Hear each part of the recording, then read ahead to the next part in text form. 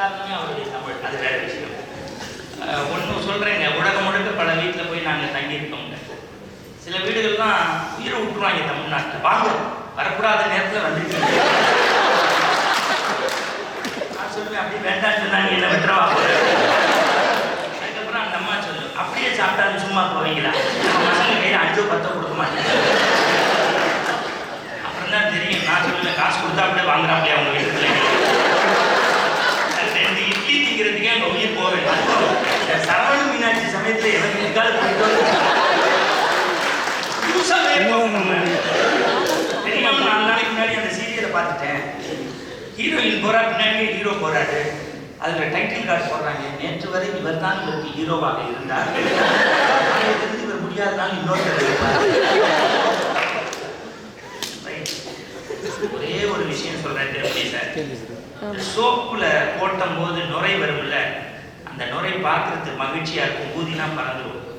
எங்களுக்கு இதுவரைக்கும் உபசாரம் செய்தவர்கள், எங்கள் மீது அன்பு செலுத்தி மரியாதை செய்கின்றவர்கள் சோப்பின் நுரை போல. நான் சத்தியத்திற்கு சாட்சியம் சொல்கின்றேன், நான் பாரதியை படிக்கின்றவன். இந்த நாட்டில் உங்கள் போன்ற ஒருவருடைய உழைப்பினால் இத்தனை பேர் மகிழ்ச்சியாக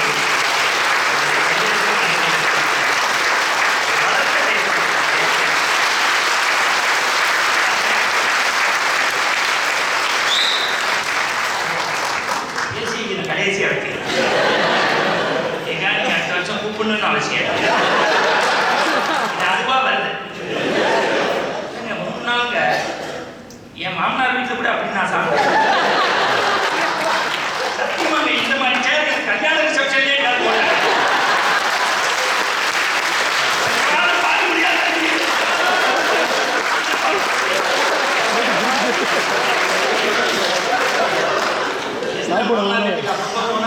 செயின் போடுவாரு.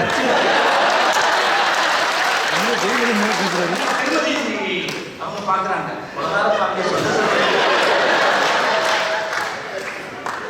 நீங்க போடல, போட்டது புகாக்கா. அவர் வீட்டுக்காரர் எங்கேயா பாவியா தெரிஞ்சுட்டு இருப்பாரு. எல்லாருக்கும் மகிழ்ச்சி. இப்ப நீங்க தாங்க முதல்ல சொன்னது, எது நடந்ததோ அது நல்லா பேப்பர்லாம் வச்சுட்டு நீங்க பேசினதுக்கு பதில். பகவத்கீதை கிருஷ்ண பரமாத்மா நமக்கு கொடுத்தது எல்லா வீட்லையும் வச்சிருக்கோம். என் வீட்டுக்கு நான் கவர்மெண்ட் ஆஃபீஸில் வேலை பார்த்தேன்னு சொல்லி அது ரொம்ப அவசியம். நான் பி பிளாக் சி பிளாக்ல ஒருத்தர் இருக்கான், ஏஜிஸ் ஆஃபீஸில் வேலை பார்த்தாரு. ஏகாந்தன் சாருக்கு தெரியும். என்னோட படித்து ஒருத்தர் வாழ்க்கையில் நல்லா இருக்கான்னா அது நம்ம நண்பர்கள். அவர் படிக்கும்போது முதல் பற்றி நம்ம கடைசி பேசுவோம். ஆனால் உலகத்திலே மனைவி பக்கத்தில் வச்சு சிரிக்கிறையா, அது ரொம்ப பெரிய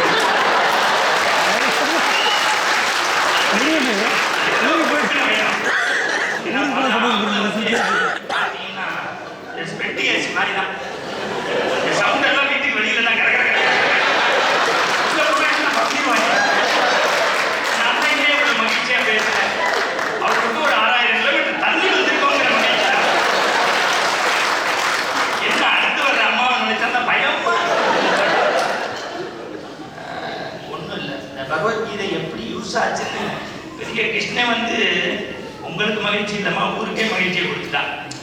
இங்கே சி பிளாக்கா, அவன் சி பிளாக்கா, 27 வருஷம் ஏஜிஸ் ஆஃபீஸில் வேலை பார்த்து யார் உங்களுக்கு தான். நீங்கள் மனைவியோட பார்த்து பெரிய கொடுக்குற இந்த பாருங்க திருமணி சார் ஒன்று சொல்கிறேன், வாழ்க்கையில் 8 ஆப்பிள் சாப்பிட்றதும் ஒரு தடவை சிரிக்கிறதும் ஒன்று தான். ஒரு தடவை நீங்க சிரிச்சீங்கன்னா உங்க உடம்புல 2 ரிசல்ட் நல்லது. டாக்டர் வீட்டுக்கு போகாதீங்க, இந்த மாதிரி இடத்துக்கு வாங்க. ஏன்னா டாக்டர் வீட்டில் உயிர் எடுத்துடலாம். மூச்சை இழுத்து விடுங்க, டாக்டர் காட்டுங்க, பின்னாடி திரும்புங்க, எல்லாம் பண்ணிட்டு இப்போ உங்களுக்கு என்ன பண்ணுதுங்க. அவர் என்ன பண்ணாரு நம்ம கேட்க முடியாது. அதே பண்ணா இருக்கட்டும், அதை நீங்க பாக்குறீங்க. அந்த அம்மா கூட்டி டாக்டர் வீட்டுக்கு போறேன், ஒருத்தன் உள்ள ஓடி வந்து டாக்டர் அப்படின்னா பய மூடு அப்படின்னு தெர்மாமீட்டர் வச்சு ஊசி எடுத்து எக்ஸ்ரே எடுத்து இசிஜி பண்ணி 8000 ரூபாய் பில்லு சொன்னா, டாக்டர் நான் பயந்துட்டு பார்ப்பேன். நீரை எடுத்துட்டீங்க நான் சொன்னா தெரியாது, இந்த மாதிரி கேட்டுட்டேன், கேட்மிஷன் வாங்கிட்டு பில்லை கட்டிட்டு போடா.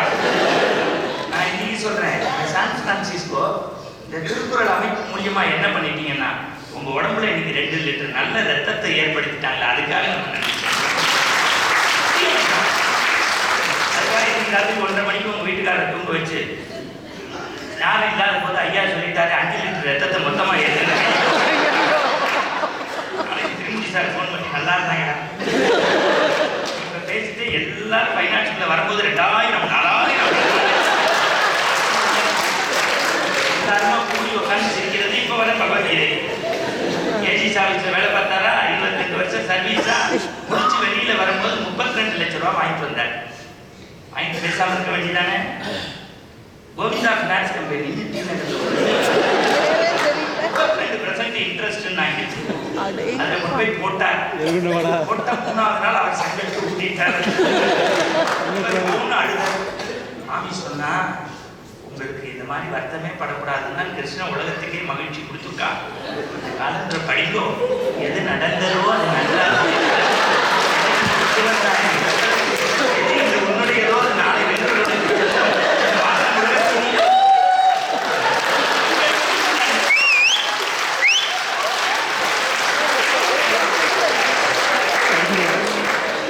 பிரதம மந்திரி மாதிரி இருக்கிறவரே சிரிச்சு நான் இன்னைக்கு தாங்க பார்த்தேன்.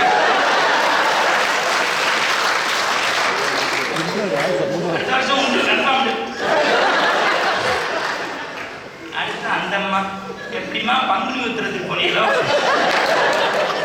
பாருங்க குறிப்பு எடுத்துட்டு வந்த ஓரமா போட்டேன். பங்குனி உத்திரம் வாழ்க்கையில சந்தோஷமும் துன்பமும் நம்ம கையில நம்ம அடுத்தவன் கையில. நான் அடுத்தவனை சொல்றதே அவமானமா நினைச்சேன். எங்க வீட்டுல நடக்கிறத சொல்றேன். ஒரு 3 மாசத்துக்கு முன்னாடி நீங்க நம்ப மாட்டீங்க எங்க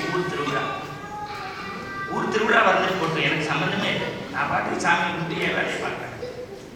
இந்த ஒய்ஃபெல்லாம் சில பேர் பெரிய தேவதூதர்கள் மாதிரி உங்களுக்கு தெரியும்.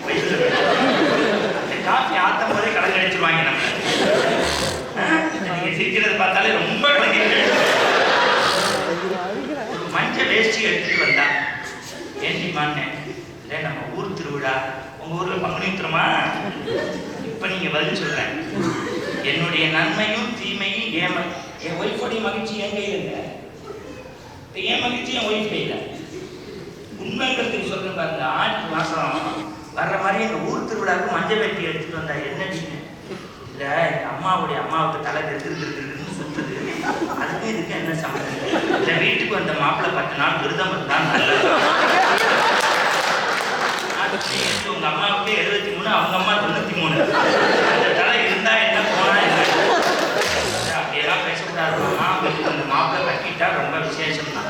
வேற ஏதாவது வேண்டியிருக்காங்க இல்லை மாமா 10வது நாள் உங்களுக்கு வாயில அழகு கொடுத்துறேன்னு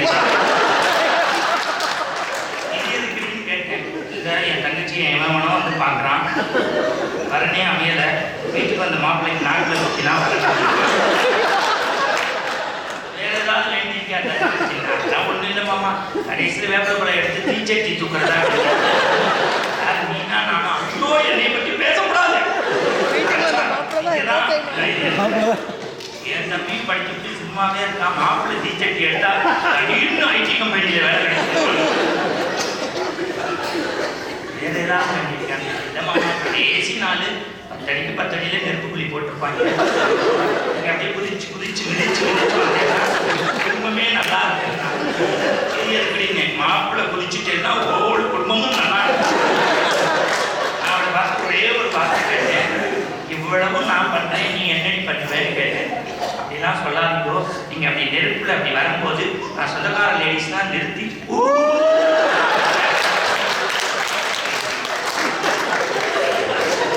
வரல. இதெல்லாம் இந்தியால சான் பிரான்சிஸ்கோல நடந்தது சொல்லணும்ல. அப்பதானே என் மகிழ்ச்சி தெரியும். லோக்கல் ட்ரிப்னு ஒன்று நடத்துறாங்க. நேற்றுக்கு பாவம் நான் போனது உங்க செலவுல தான் இல்லைன்னு சொல்லல. 9 மணிக்கு அடடா அந்த கைடு வானத்து தேவதையே வந்து இறங்கின மாதிரி அப்படிங்கிறாங்க. என்னோட ரொம்ப பிளாட்டா வந்து நடுவர் தான்.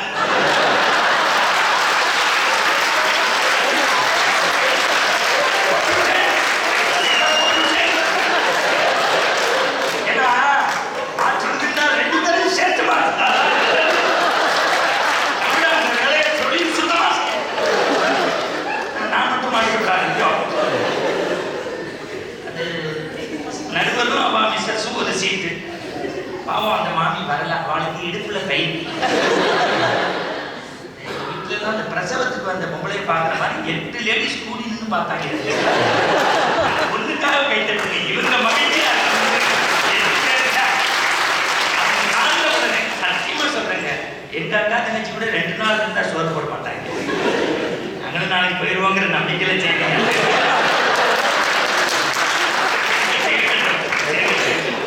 அந்த வேலை நெய் சாப்பாடு வெளியில தான் இருக்காங்க.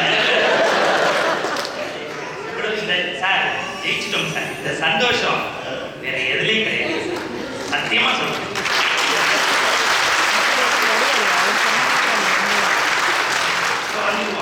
லோக்கல் ட்ரிப்புக்கு நான் பதுவாமையா கொண்டு போய் என்னை அந்த வாழ்வோன்னு ஒரு பஸ் இருக்கும்ல, அது தெரியுமா, மார்ஜரி மாதிரியே இருக்கும். கால் நீட்டவும் முடியாது, படுக்கவும் முடியாது, நிற்க வச்சாங்க. என் பக்கத்துல ஆந்திராக்கார ஒருத்தன் தண்ணி வாங்கி கைத்தாங்களா கொண்டு வந்து உட்காந்து வச்சுட்டு அவர் பையன் இறங்கி போயிட்டான். அவர் நல்லா தமிழ் பேசுறாரு. நான் கொஞ்சம் தேர்தல் சாப்பிட்டுருக்கேன். உங்க வாய் சார், நீங்க சாப்பிடணும். எனக்கு கொஞ்சம் டிராவலில் வாமிட் ப்ராப்ளம். உங்க வாய் நீங்க எடுத்து சார், நோ ப்ராப்ளம். ஏசி பஸ்ல என்ன ப்ராப்ளம்னா டோர் திறக்க முடியாது, கையில உள்ள பேக்ல தான் இருக்கு. No problem sir. நீங்க நம்ப மாட்டீங்க, சத்தியமா நடந்தது சொல்றேன். 9 மணிக்கு நேற்று பஸ் மூவ் ஆயிடுச்சு அப்படின்னு நான் எடுக்கல. அப்படியே அவர் வாயை பார்த்தேன். அப்புறம் ஏதோ க்ரொக்கடைல் தெருவுன்னு இந்த இப்படி ஏற்றி இறக்கிறாங்க. 10 இருந்ததுக்கு அப்படின்னு நான் எடுக்கல. அப்புறம் ஏதோ 4 பொம்பளைங்க துணியே இல்லாம ஓன்னு அழுதுப்பாளுன்னா ஒரு சிலை காமிச்சாங்க. அங்கே நிறுத்திவா அப்படின்னா எடுக்கல. 12:40 ஒரு பார்க்குக்கு கூட்டி போனாங்க. அங்கே ஓ அப்படின்னா எடுக்கல. 1:20 லஞ்சுனா ஓ அப்படின்னு இறங்கி போயிட்டாரு. நீங்க நம்ப மாட்டீங்க, எவனோ ஒருத்தர் எப்ப வாந்தி எடுப்பாங்கிறதுக்காக வாயவே பார்த்துட்டு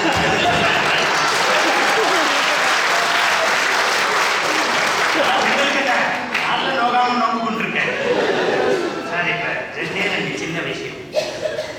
எது மகிழ்ச்சி, நம் கையிலா பிறர் கையிலா?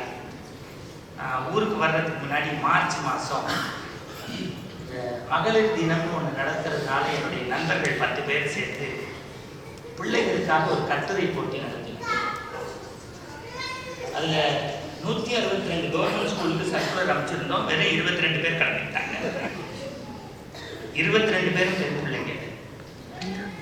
22 பேருக்கும் நாங்களே பேப்பர் கொடுத்தோம், பேனா கொடுத்தோம்.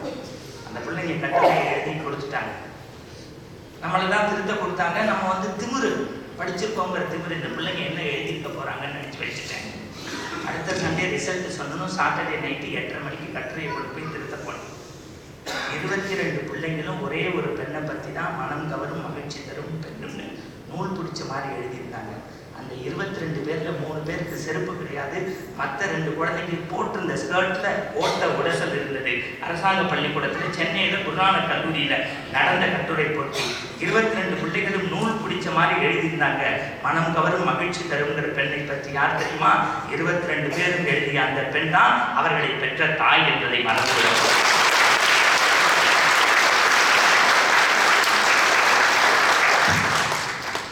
ரெண்டே நிமிஷத்தை முடிச்சது. 11 மனவளர்ச்சி குன்றிய குழந்தைகளுக்கு ஓட்டப்பந்தயம் நடந்தது. ஆனிவர் மார்க்ஸ் அண்ட் கோ என்று சொல்லி துப்பாக்கி சத்தம் முழங்கியது. 12 பேரும் ஓடத் தொடங்கினார்கள். ஒரு குழந்தை ஓடுகின்ற 10வது அடியிலே கீழே விழுந்து விட்டது. பாக்கி 11 குழந்தைகளும் எல்லைக்கோட்டை தொட வேண்டும் என்று ஆசைப்பட்டார்கள். தொடரவில்லை. நாம் புறப்பட்ட போது 12 பேராக தொட்டோம். இப்போது நாம் மட்டும் பரிசு பெற்று அது தோற்றால் மனம் வழிக்குமே என்று சொல்லி அந்த 11 பிள்ளைகளும் கீழந்து மீண்டும் வந்து விழுந்த குழந்தையை தூக்கி மண்ணை தொடச்சு 12 பேராக எல்லைக்கோட்டை தொட்டார்கள். ஒரு பிள்ளைகள் சந்தோஷத்திற்காக 11 பிள்ளைகளும் தங்களை அர்ப்பணித்தார்கள். என் பொண்ணுங்க 25 நாளைக்கு முன்னாடி மொட்டை அடிச்சுக்கிட்டாங்க. எனக்கு ஆச்சரியமா இருந்தது. Final exam. சரி பரவாயில்ல, 4th ஸ்டாண்டர்ட் படிக்கிறா. உண்மை வந்து பாருங்க, இந்தியாவில் நான் மொட்டை அடிச்சேன்னா என் ஒய்ஃப் அடிச்சு விட்றா. இத்தனை பேர் சிரிச்சா வீட்டில் நடக்குது. என்னன்னு கிளாஸ் ரூம்ல போய் பார்த்தா அந்த 42 பிள்ளைங்களும் மொட்டை அடிச்சிருந்தது. என்னமான்னு கேட்டா ஒரே வார்த்தை சொன்னான். அவ சொன்னதை அப்படியே சொல்றேன். சகாயராணி எங்க கிளாஸ்ல ஒருத்தி படிக்கிறா. அவளுக்கு கேன்சர். முடி கொட்டுது, மொட்டை அடிச்சாங்க. அந்த மொட்டை எல்லா கிளாஸ் பிள்ளைங்களுக்கும் தெரியுது. இப்போ 42 பேரும் மொட்டை அடிச்சா யாருக்கும் வித்தியாசம் தெரியாதுல்ல என்றாலும்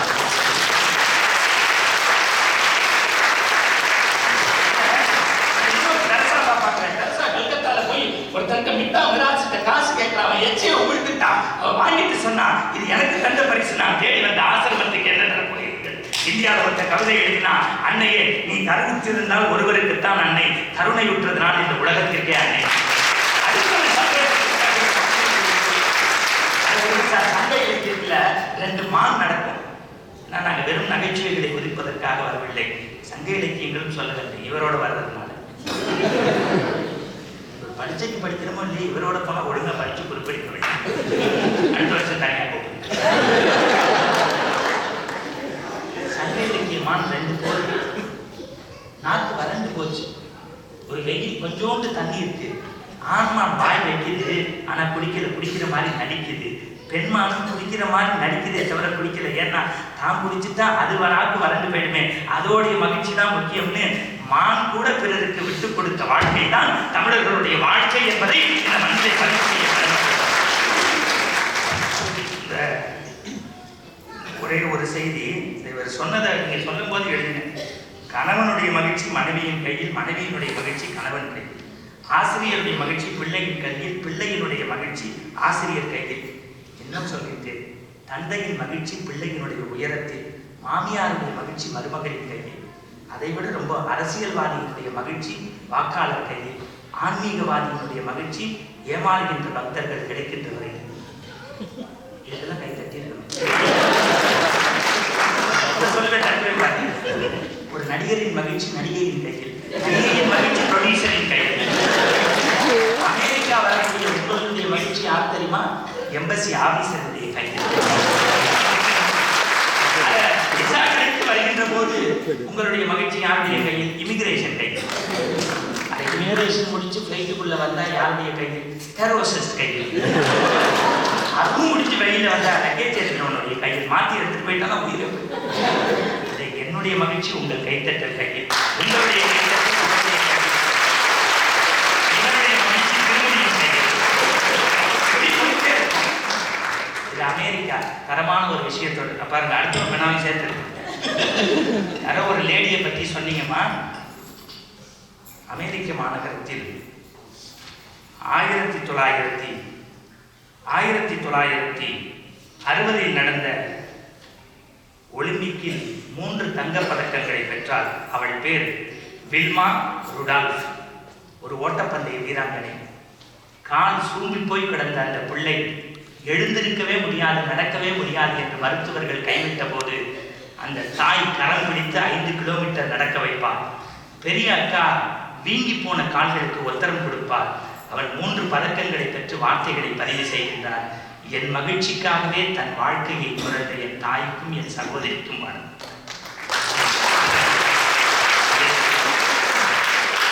பில்கேட்ஸினுடைய மகிழ்ச்சி இந்தியர்கள் கையில், இன்ஃபோசிஸ் நாராயணனுடைய மகிழ்ச்சி சுதாமூர்த்தியின் கையில், எம்எஸ்எம்ஆருடைய மகிழ்ச்சி சதாசிவத்தின் கையில் என்று அவர்களே பதிவு செய்தார்கள்.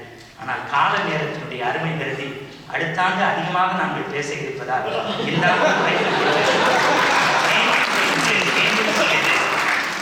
எங்களை விட தரமான பேச்சாளர் கூட தமிழகத்தில் வந்து போகலாம். ஆனால் பேசுகின்றதை போலவே வாழக்கூடிய ஒரு நடுவர்.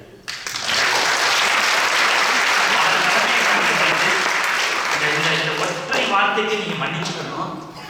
முதல்ல நான் ஒரு நண்பர் வீட்டில் தான் என்னை தங்க வைக்கிறதா ஏற்பாடு.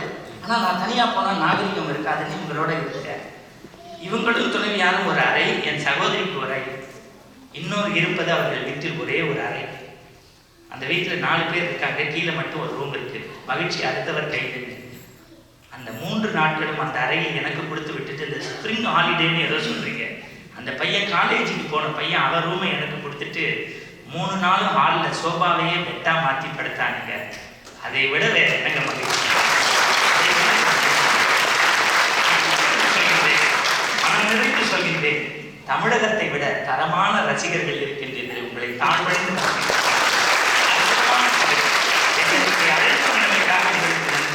நான் மீண்டும் சொல்கின்றேன், மகிழ்ச்சி என்பது பிறருடைய கையை என்பது என் வாதம். மறுப்பது உங்கள் கடமை. தீர்ப்பை நீங்கள் யாருக்கு வேண்டுமானாலும் சொல்லுங்கள். ஆனால் தவறான தீர்ப்பு தந்தவர்கள் திருக்குறள் விழாவில் பத்திரமாக இந்தியாவுக்கு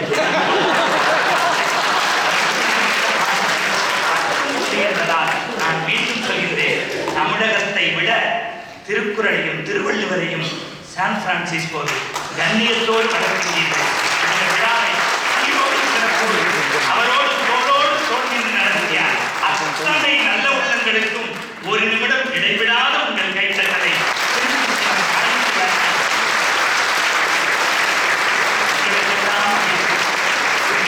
அடுத்து வரப்போவதை நினைத்து எனக்கு நன்றி, வணக்கம்.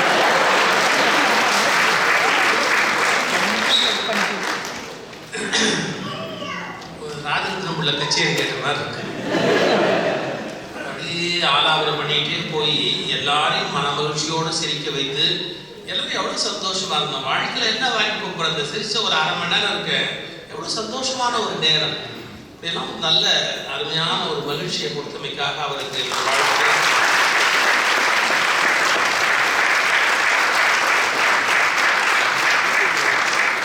ரொம்ப கூர்மையாக ஆழமாக சிந்தித்து வலிமையாக பேசுகிற ஒரு அருமை பேச்சாளர் சகோதரி சுமதி அவர்களை தன் கையில் தான் என்ற அணியின் நிறைவுரை வழங்கும்படி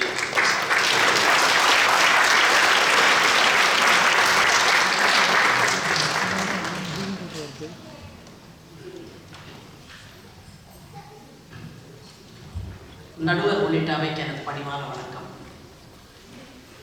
ஒரு அருமையான தலைப்பிலே இந்த பட்டிமண்டபம் அமைந்திருக்கிறது. நண்பர் மணிகண்டன் அவர்கள் பேசி முடித்த பின்னால் ஐயா அவர்கள் அழகான ஒரு வார்த்தையை சொன்னார்.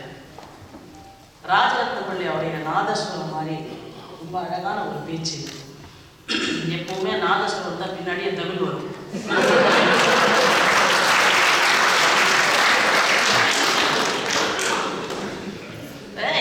நான் யார் கையில மகிழ்ச்சி இருக்கு அப்படின்ற கேள்விக்கு நீங்க ஒரு அற்புதமான விஷயத்த சொன்னீங்க. ஆனா விஷயம் அழகா சொல்றீங்களே தவிர விஷயத்துக்கு உள்ளார போய் பார்த்தா தான் உண்மை என்னன்றது தெரியும். சகோதரி குஹா அவர்களுடைய வீட்டிலே 4 அறைகள் உண்மை. நாம போயிருக்கிறது 4 பேரு. நமக்கு 3 அறையை கொடுத்துட்டா ஒரு அறை வந்து அவங்க வீட்டில் இருக்க எல்லாருக்கும் பத்தாது. முதல் நாள் நாங்கள் அவங்க வீட்டுக்குள்ள போகிற பொழுது நண்பர் ஜெயகாந்தன் அவர்கள் எங்க வீட்டுக்கு பாதி பேர் வாங்க. குஹா அவர்கள் வீட்டில் எத்தனை அறை இருக்கு, என்ன அவங்களுடைய வீட்டு அமைப்பு எதுவுமே எனக்கு தெரியாது. ரொம்ப சௌரியமா சொல்லியிருக்கலாம், அது கூட நல்ல ஐடியாவா இருக்கேன் அப்படின்னு அவங்க சொல்லியிருக்கலாம். ஏன் ஒரு சங்கடத்தை அவாய்ட் பண்ணிடலாம். அவங்க வீட்டில் வெறும் 4 அறை தான் இருக்கு, 2 பேர் 3 பேர் மாடியில் இருந்தால் கீழே சோஃபாவில் ஒருத்தர் படுத்து தூங்கினாக்க அது அவ்வளோ அழகா இருக்காது, வர்றவங்க எதிர அவ்வளோ கௌரவமா இருக்காது, எல்லாம் யோசிச்சிருக்கலாம். அதை எதை பத்தியும் யோசிக்காம இதுதான் எங்க வீடு, இருக்கிற அறையில நீங்க 3 பேர் இருப்பீங்க, நாங்க அட்ஜஸ்ட் பண்ணி கீழே இருப்போம், இது எங்களுக்கு மகிழ்ச்சின்னு மற்றவங்க எதிர கௌரவம் பார்க்காம அவங்களோட வாழ்க்கையை அவங்க சரியா வாழ்ந்தாங்கல்ல, அதுதான் என்ன மாதிரி இடத்திலே வாழ்கிறோம் என்பது இல்லை மகிழ்ச்சி, என்ன மனத்தோடு வாழ்கிறோம் என்பதிலே தான் இருக்கிறது மகிழ்ச்சி. நீங்க வந்து ஒண்ணா சொன்னீங்க. நீங்க சொன்ன 3 உதாரணத்துக்கும் நான் பதில் சொல்றேன். முதல்ல நீங்க சொன்னீங்க 12 குழந்தைங்க ஓடுனாங்களாம். 12 குழந்தைங்க ஓடும் பொழுது ஒரு குழந்தை விழுந்துருச்சு, 11 குழந்தைங்களும் திருப்பி வந்தாங்க, எல்லாரும் ஒண்ணா இருந்ததுல மகிழ்ச்சி இல்லைங்க. அது இல்ல விஷயம். தன்னுடைய வெற்றிதான் மகிழ்ச்சி என்று நினைத்திருந்தால் அது வெற்றி அல்ல. ஆனால் தன்னுடைய வெற்றியை தாண்டியும் ஒரு மகிழ்ச்சி இருக்கின்ற உண்மையை உணர்ந்தாங்க பாருங்க, அதுதான் மகிழ்ச்சி. அப்புறம் நீங்க சொன்னீங்க 4th ஸ்டாண்டர்ட்ல மொட்டை போடுறது எதை காட்டுகிறது என்றால், இந்த அழகுன்றது வந்து நம்முடைய சிகையில இருக்குங்க. அந்த அழகை துறக்கக்கூடிய அந்த மனம் வந்து விட்டால் நமக்கு வந்து நம்முடைய ஆணவம் அடங்கிவிடும். அதனாலதான் கோயிலுக்கு போய் நம்ம மொட்டை போடுறோம். என்ன இறைவனுக்குள்ள என்னுடைய ஆணவத்தை நான் விட்டுட்டேன், என்னுடைய அழகை நான் விட்டுட்டேன்றதை குறிக்கிறதுக்கு தான் நம்ம மொட்டை போடுகிறோம். அந்த ஆணவத்தை ஒரு 4ஆம் வயதிலே 4ஆம் வகுப்பிலே படிக்கக்கூடிய குழந்தை விட்டு விடுகிறாள் என்று சொன்னால் அடுத்தவருடைய பார்வையில் இல்லை என்னுடைய அழகு, என்னுடைய ஆன்மாவில் இருக்கிறது என்னுடைய அழகு.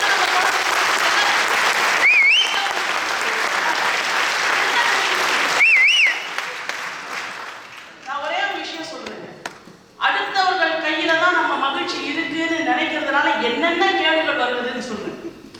காதலிக்கிறாங்க. இந்த காலத்தை எது செய்யறாங்களோ இல்லையோ எல்லாம் செய்திருக்க மாதிரி வாழ்க்கையில் அது நடந்துகிட்டே இருக்கு. காதலிக்கிறீங்க, சரி, நினைச்ச காதல் நிறைவேறலைனாங்க உடனே ஒரு சூசைட் பண்ணிக்கிறாங்க. ஏன்? என் வாழ்க்கையினுடைய இன்பமே நான் இன்னாரோடு வாழ்வதிலே தான் இருக்கிறது, அடுத்தவனுடைய சார்ந்து வாழ்வதிலே உன்னுடைய மனம் சென்று விட்டதனால அது கிடைக்கலன்னா உடனே நீங்க சூசைட் பண்ணிக்கிறீங்க. அப்ப எது மகிழ்ச்சி? கண்ணதாசன் அழகாக சொன்னார். அப்ப காதலிச்சு அது நடக்கலன்னாக்கா அப்படியே வாழ்ந்துறதா அப்படின்னு கேட்டா கண்ணதாசன் அழகாக பதில் சொன்னார். காதலித்தால் தோல்வியுற்றால் வாழ்க்கை என்ன ஆகும்? அன்பு காட்டுகின்ற வேறிடத்தில் காதல் உருவாகும். வருவதெல்லாம் காதலித்தால் வாழ்க்கை என்பது ஏது? அந்த வாழ்க்கையே காதலித்தால் புரியும். அப்போது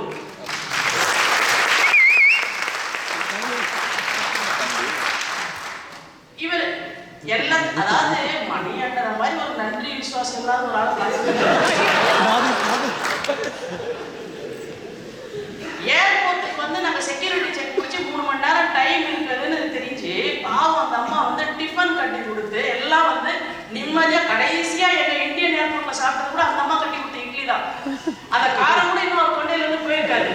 இங்க வந்து 6000 கிலோமீட்டர் அப்புறம் வந்து மகிழ்ச்சியா பேசுறேன். ஆனந்தி இல்லை என்றால் உங்கள் வாழ்க்கையில் ஆனந்தமே கிடையாது.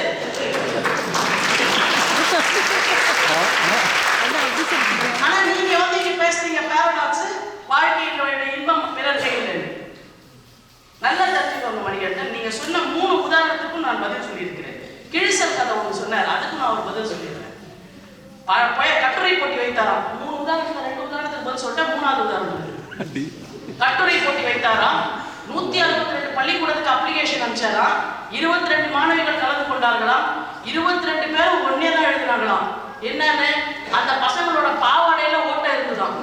ஆனா அவங்க என்ன எழுதியிருக்கிறாங்க? என்னுடைய வாழ்க்கையின் மகிழ்ச்சிக்கு ஆதாரம் என்னுடைய அம்மா தான் எழுதியிருக்காங்களாம். அப்ப என்ன தெரியுங்களாங்க அர்த்தம்? கொடுத்தாலும் கொடுக்காவிட்டாலும் என் அம்மா தான் எனக்கு மகிழ்ச்சின்ற நிறைவு அந்த குழந்தைகளுக்கு கிழிசல் பாவாடை கொடுத்ததோ. அப்ப அந்த நிறைவு கண்டென்டடா வாழறதுன்ற ஒரு வாழ்க்கை இருக்குல்ல, அதை வாழறவனுக்கு அடுத்தவன் என்ன சொல்றாங்க அதை பத்தி கவலை இல்லை. நான் ரொம்ப எளிமையாக சொல்லுகிறேன். இன்றைக்கு அடுத்தவர்கள் பாராட்ட வேண்டும் என்பதற்காக நம்ம என்னெல்லாம் செய்யறோம் நினைச்சுப்பா. ஒன்னொன்னு நினைச்சு பாருங்க. நாம ஒரு வாகனம் வாங்குகிறோம். இந்த வாகனம் வாங்குற பொழுது எத்தனை பேர் நம்ம பட்ஜெட்டுக்கு இது சரியா வருமா, நமக்கு இப்படிப்பட்ட ஒரு வாகனம் தேவையா அப்படின்னு நம்ம யோசிச்சிருக்கிறோமா? ஸ்டேட்டஸ் சிம்பிள் அப்படின்னு நம்ம நினைக்கிறோம். என்ன ஸ்டேட்டஸ் சிம்பிள்? நான் ஒரு வாகனம் சமீபத்திலே வாங்கினேன். எனக்கும் என்னுடைய மகளுக்கு இதில் ஒரு மிகப்பெரிய விவாதம் வந்தது. நான் இந்த மாதிரி ஒரு வண்டி வாங்க போறேன், உன்னோட ஸ்டேட்டஸ். என்னோட ஸ்டேட்டஸ்ன்றதே ஒரு விஷயம் இல்லை. ஸ்டேட்டஸ்ன்றது யார் முடிவு பண்றது? நான் முடிவு பண்றது. என்னோட பட்ஜெட் என்ன, நான் இதுக்காக எவ்வளவு பணம் செலவு பண்ண முடியும், நான் இந்த வண்டியில போனேன்னா ஹாப்பியா இருப்பேனா, எனக்கு இது மகிழ்ச்சியை தருமா, நிறைவை தருமான்னு. அவ சொன்னா அப்படி இல்லைம்மா, நீ இன்னும் கொஞ்சம் காசு கட்டினாலும் பரவாயில்ல, நீ நல்லா ஒரு ஸ்டாண்டர்டா ஒரு பிராண்டட் வண்டியில போகணும். நான் சொன்ன ஒரே ஒரு விஷயம் சொல்றேன். பிராண்டட் வண்டியில போடும்போது எல்லோரும் என்னை பார்த்து பரவாயில்ல பயங்கர பிஸ்தா இந்த வண்டியில போறாங்கன்னு என்னை பார்த்து சொல்லுவாங்க. அது எனக்கு ஒரு அற்ப சந்தோஷத்தை சில மணி நேரம் தரும். ஆனா மாசம் இஎம்ஐ கட்டும்போது ஐயோ தேவையானவங்க சொல்றதுக்காக வாங்கிட்டு எல்லாருமே அவஸ்தப்பட்டோமேன்னு பார்க்கிற போதெல்லாம், அந்த வண்டியை பார்க்கிற போதெல்லாம் இந்த சனியன் தான் மாசம் வண்டியை பார்த்தாலே வெறுப்போம். மகிழ்ச்சி மற்றவர்களுடைய பார்வையில இருக்கிறது என்று நினைக்கின்ற பொழுது என் தகுதிக்கு மீறிய ஒரு வாழ்க்கையை நான் வாழ்கிறேன். ஆனால் மகிழ்ச்சி என்னுடைய நினைவிலே இருக்கிறது என்று சொல்லுகின்ற பொழுது என் தகுதிக்குள் வாழ்கிறேன். நான் வாழ்கிற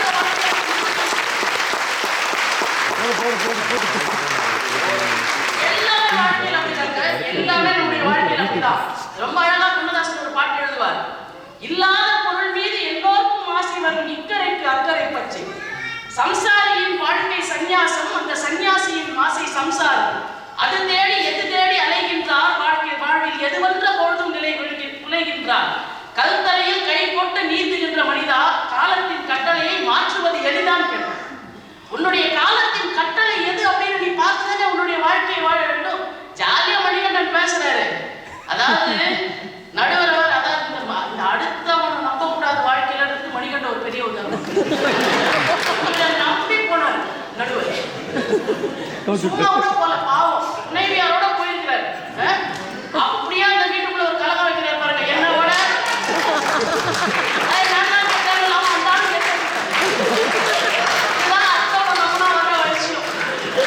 நம்பி கூட்டே போக கூடாது. நம்ம வீட்டு விஷயத்த சொல்லவும் முடியாது.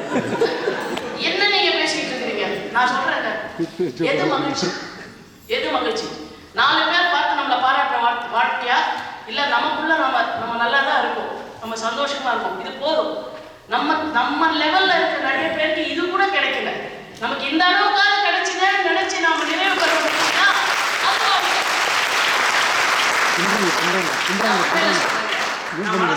வேலைக்காக சொல்ல. எங்களை விட கூட நல்லா பேசுறவங்க நிறைய பேர் இருக்காங்க. எங்களை விட கூட நல்லா பேசுறவங்க நிறைய பேர் இருக்காங்க. ஆனா ஏதோ ஒரு இறையர்கள் வந்து அவங்களுக்கு கூடவில்லை. அவர்களுக்கு மாதிரி எங்களை மாதிரி மேடையில பேச கிடைக்கல. தாமஸ் கிரே என்பவர் எலிஜி ரிட்டன் இன் கண்ட்ரி சர்ச் அதுல எழுதுவாரு. நிறைய கல்லறைகள் இருக்கும் அவர் பார்க்கக்கூடிய அந்த கல்லறையில. அவர் கிரேவியார்ட்ல தான் எழுதுறாரு, சர்ச் யார்ட் எழுதுறாரு. சில பேருக்கு வந்து அந்த எபிடாப் என்று கல்லறை வாசகங்கள் இருக்கும், சில பேருக்கு கல்லறை வாசகங்களே இருக்காது. அப்ப அவர் எழுதுவாரு, இங்கே கல்லறை வாசகங்களே இல்லாமல் இருப்பவர்கள் ஏன் இப்படி இருக்கிறார்கள் என்றால் வாழ்க்கை அவர்களுக்கு வாய்ப்பை தரவில்லை, அதனால் கல்லறை வாசகம் இல்லாமல் இருக்கிறார்கள். வாய்ப்பை கொடுத்திருந்தால் அவர்களுக்கும் கல்லறை வாசகம் கொடுத்திருக்கும். அப்ப இந்த வாய்ப்பு எங்களுக்கு வாழ்க்கை கொடுத்திருக்கின்ற போது நம்ம எவ்வளவு நிறைவா இருக்கணும். நான் நிறைவு எங்க இருக்கின்றதுக்கு ஒரு சாதாரண கதை சொல்றேன். உங்க எல்லாருக்குமே தமிழ்நாடு பரிச்சயம், சென்னை ரொம்ப பரிச்சயம், சென்னை தமிழ் ரொம்ப ரொம்ப பரிச்சயம். சில விஷயங்கள் அந்த ஊர் பாஷையில சொன்னதாங்க அது ஒர்க் அவுட் ஆகும். சென்னையில நாங்க சின்ன பசங்களா இருக்கும்போது வீடு கட்டணும். வீடு கட்டும்போது இப்ப மாதிரிலாம் பெயிண்ட் ஃபவுண்டேஷன் அதெல்லாம் கிடையாது இல்லையா. நம்ம கடகால் நோண்டி அதுக்குள்ள நம்ம பேஸ்மெண்ட் போட்டு அப்படின்னா வீடு கட்டுவோம்.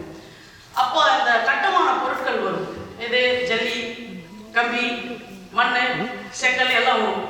இதெல்லாம் வந்து இறங்கணும்னு என்ன பண்ணுவாங்கன்னாக்க ஒரு செக்யூரிட்டி ஒரு ஆளை போடுவாங்க, வாட்ச்மேன் வந்து. அந்த வாட்ச்மேனுக்கு ஒரு சின்ன குடிசை போட்டு கொடுத்துருப்பாங்க. குடிசையோட கதவு எதுன்னு பார்த்தீங்கன்னா நம்ம இந்த பேக்கேஜ் மெட்டீரியல் இருக்குல்ல, பாக்ஸஸ், அந்த பேக்கேஜ் மெட்டீரியல் பாக்ஸை உடைச்சி அதில் அழகாக ஒரு கதவு பண்ணியிருப்பாங்க. கதவு பண்ணி ஒரு தாப்பால் மட்டும் இருக்கும், பூட்டு இருக்காது. அந்த வீட்டுக்கு எது பூட்டு தெரியுங்களா? சோடா ஓப்பனர்ல அந்த சோடா ஓப்பனர் தான் அதில் உழைச்சி வச்சிருப்பாங்க. அதான் அந்த வீட்டுக்கு பூட்டு. காலையில பார்த்தீங்கன்னாக்கா அந்த வாட்ச்மேனா இருக்கவர் அவரே அந்த வீடு கட்டுற வேலையில ஒரு பெரிய ஆளா வேலை செய்வார். அந்த அம்மாவுக்கு அவருக்கு ஒரு ஒய்ஃபு, ஒரு குழந்தை. அந்த ஒய்ஃப் என்ன பண்ணும், அந்த பகுதியில் வந்த உடனே கஷ்டமான குடும்பம் இல்லையா, என்ன பெரிய சம்பளம் கிடைச்சிட போது ஒரு கொளுத்து வேலை செய்யறவங்களுக்கு. அந்த அம்மா ஒரு 4 வீட்டுக்கு வந்து இந்த பக்கம் தான் வந்துக்கிறேன், இங்கதான் கொளுத்து வேலை பார்க்குறாரு எங்கள் வீட்டுக்காரு, வீட்டு வேலை தான் சொல்லுங்க அப்படின்னு ஒரு 3 வீட்டுக்கு வேலைக்கு செய்யணும். காலையில அந்த கணவர் வேலைக்கு போன உடனே இந்த அம்மா வீடா வந்து வேலை செஞ்சுட்டு வீட்டுக்கு போயிடும். மதியம் மறுபடியும் வேலை. எல்லாரும் வீட்டு அப்பெல்லாம் மதியானமும் வேலைக்கு வருவாங்க. 3 மணிக்கு வந்து வீட்டு வாசல்ல தண்ணி தெளிச்சு கோலம் போட்டு அப்படியெல்லாம் ஒரு விஷயம் இருந்தது நம்முடைய நாட்டில். கோலம் போட்டுட்டு போவாங்க. ஒரு 5 மணிக்கு போற போது இதுக்கப்புறம் நீங்க ஃபுல்லா மெட்ராஸ் பஸ்ஸுக்கு சுவிட்ச் ஆயிடும். கிளம்புவாங்க. கிளம்பும்போது அந்த வீட்டு ஓனர் வந்து, ஏகா என்ன இருந்தா கொடுங்க, என்ன கத்திரிக்காய் காய்கறி இருந்தா கொடுங்க. ஒரு வீட்டுல கத்திரிக்காய் வாங்குவாங்க, ஒரு வீட்டுல வெங்காயம் வாங்குவாங்க, ஒரு வீட்டுல கொஞ்சம் புளி வாங்கிக்குவாங்க, ஒரு வீட்டுல கொஞ்சம் ஏதாவது மிளகாய் வாங்கிக்குவாங்க. வீட்டுக்கு போவாங்க. அவர் இன்னும் கொளுத்து வேலையில் தான் இருப்பாரு. 5:30 மணி ஆகும். அழகா ஒரு விறகடுப்பு ஏற்றும், ஒரு சாப்பாடு வைக்கும், ஒரு குழம்பு செய்யும். எது 4 வீட்டில் வாங்கின காய்கறி இருக்கு இல்லையா, அந்த வெங்காயம் பூண்டு அதை வச்சு ஒரு குழம்பு செய்யும். அவன் இப்போ வேலையை முடிச்சுட்டு டியூட்டி வருமா, இன்னும் செவரு எழுப்பாத அந்த கிணறு அதுக்குள்ள தண்ணியை சேர்ந்து ஃபுல்லா பார்த்தீங்கன்னா உடம்பு முழுக்க சிமெண்ட் இருக்கும். உங்களுக்கு கையில அந்த அம்மாவை எடுத்துட்டு போய் இந்த அடுப்பு பற்ற வைக்கிறதுக்கு கொஞ்சம் கெரோசின் பயன்படுத்துச்சு இல்லையா, அந்த கெரோசின் அவர் கையில கொடுத்தோடனே உடம்பு ஆலிவ் ஆயில் கிடையாதுங்க, உடம்பு முழுக்க கெரோசினை தான் அவர் பூசிக்குவாரு. அந்த இன்னும் செவரு எழுப்பப்படாத கிணத்துல இருந்து அந்த தண்ணியை எடுத்து அவருக்கு தண்ணி கொட்டும். அவர் நல்ல நிம்மதியா குளிச்சுட்டு அந்த ஜல்லி சொன்னல, அந்த ஜல்லி மேல அழகான ஒரு காக்கி டிராயர் மொட்டன்னு காய்ச்சிருக்கும். அந்த காக்கி டிராயரை கொடுத்த உடனே அவர் அந்த டிராயர் எடுத்து போட்டு இடுப்புல இருக்க அருணாக்கையை எடுத்து அந்த டிராயர் மேல உருட்டி விட்டு ஒரு டைட் பண்ணுவார். அதுதான் அவரோட பெல்ட். குளிச்சு உடம்பு துடைச்ச டவல் இருக்குல்ல, அதை அப்படி அழகாக உட்காந்த உடனே அந்த குழந்தை ஓடிடும். பாதி நேரம் அந்த குழந்தைக்கு ஆடே இருக்காது, சின்ன குழந்தை தான். இந்த அம்மா அதுக்குள்ள சாப்பாடு சுட சுட இருக்கும் சாப்பாடு. அந்த குழம்பு சொன்னாங்க, 4 வீட்டில் வாங்கின காய்கறி குழம்பு. சத்தியமா சொல்றாங்க, 100 தடவை ட்ரை பண்ணி பாருங்க, உங்க வீட்லயும் எங்க வீட்லயும் அப்படி ஒரு குழம்பு வைக்கவே முடியாது. 7 மணிக்கு எந்த ரயில்வே ட்ராக் வரமா நீங்க போனாலும் எங்க இருந்தோ தூரத்துல இருந்து ஒரு காரக்குழம்பு வாசனை வரும். வெறுப்பா தான் இருக்கும். நம்ம வீட்டுக்கு போனா அந்த மாதிரி காரக்குழம்பு கிடையாது. அது யார் வீட்டுல இருந்து வருதுன்னே தெரியாது. ஆனா ஒரு குடிசையிலிருந்து வரும் அது. அந்த குழம்பு ஊற்றி கொடுத்த உடனே அதே ஜல்லி மேலே உட்காந்துக்குவாரு. அவரோட டைனிங் டேபிள் இருந்தான். ஜல்லி மேலே உட்காந்தாக்கா பாப்பா ஓடி வரும், குட்டி பாப்பா. அதுக்கு ஒரு வாய் ஊற்றுவாரு. அவங்க ஒரு நாய் வளர்ப்பாங்க. நாயின உடனே நீங்க டாபர்மானா அதுவா பிராண்டட் நாய், சாதாரண தெருநாய்.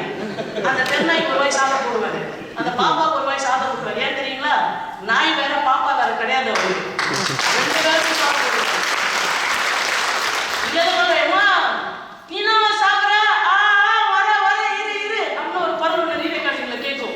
அந்த அம்மா பார்த்தீங்கன்னா இருக்கிறதெல்லாம் சுரண்டி வச்சு அந்த பாக்கி இருக்க குழம்பு சட்டியில கொஞ்சோண்டு இருக்கு, அதுக்குள்ள அந்த சாப்பாடை போட்டு 1/2 வயிறுக்கு 1/4 வயிறு சாப்பிட்டுட்டு எல்லாத்தையும் கழுவி ஊத்துனதுக்குள்ள இந்த ஐயா தட்டை கொடுப்பாரு. தட்டையும் கழுவி வைக்கும். அதுக்கப்புறம் இந்த ராபின் இருக்குல்ல, நீங்க சீட்டா போயிட்டு எதிர்பார்க்க கூடாது. ராபின் மேட்ச் பாக்ஸ் இருக்குல்ல, சின்ன மேட்ச் பாக்ஸ், அதை எடுப்பாரு. காதுல இருந்து ஒரு பீடி எடுத்து வாயில வச்சு பத்தாச்சு அப்படின்னு அவர் கொடுக்கும்போது அந்த புகை அந்த நெஞ்சுக்குள்ளெல்லாம் போகுங்க. சத்தியமா உங்க 5 ஸ்டார் ஹோட்டல்ல நீங்க பணம் கட்டி சாப்பிடும்போது உங்களுக்கு வராத திருப்தி, ஜல்லிக்கல்லு மேல உட்கார்ந்து அவன் சாப்பிடுற 4 வீட்டுல கடன் வாங்கல காய்கறில குழம்புல அவனுக்கு கிடைக்குது, அந்த திருப்தி உங்களுக்கு கிடையாது. ஏன் தெரியுங்களா? நீங்க அவன் என்ன சாப்பிட்டான்றதுல சந்தோஷம் அடைந்தான். நீங்க நம்ம சாப்பிட்டது எவனெல்லாம் பார்த்தான், எவனெல்லாம்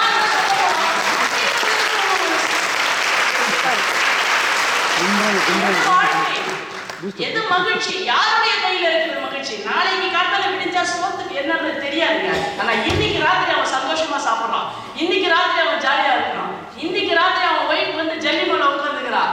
ஆனா நம்ம வீட்டுல நல்ல கர்லான் பெட் இருக்குது, நல்ல வாசக்கால் இருக்கு, எல்லாமே நல்லா இருக்கு. வரும் பொழுது ஒய்ஃப் என்ன பிரச்சனை பண்ணுவாளோ, ஹஸ்பண்ட் என்ன செய்வானோன்னு சண்டை என்ன நடக்க போறோங்கிற டென்ஷன்லயே நம்ம வாழறோம். ஏன் இருக்கிறது பத்தல, இன்னும் வேணும் வேணும் வேணும் வேணும். இவ்வளவு ஏன் வேணும்? ஏத்த வீட்டுக்காரன் அதை வச்சிருக்கான், பக்கத்து வீட்டுக்காரன் எதை வச்சிருக்கான், 4வது வீட்டுக்காரன் அதை வச்சிருக்காங்க. மற்றவர்கள் பார்ப்பதற்கும் மற்றவர்கள் கைத்தட்டுவதற்குமே நாம் வாழ்க்கையை வாழ்ந்து கொண்டிருப்பதால் அடுத்தவருடைய அங்கீகாரத்திலே நம்முடைய வாழ்க்கையின் மகிழ்ச்சி இருப்பதாக பொய்யாக நாம் நம்புகிறோம், தவறாக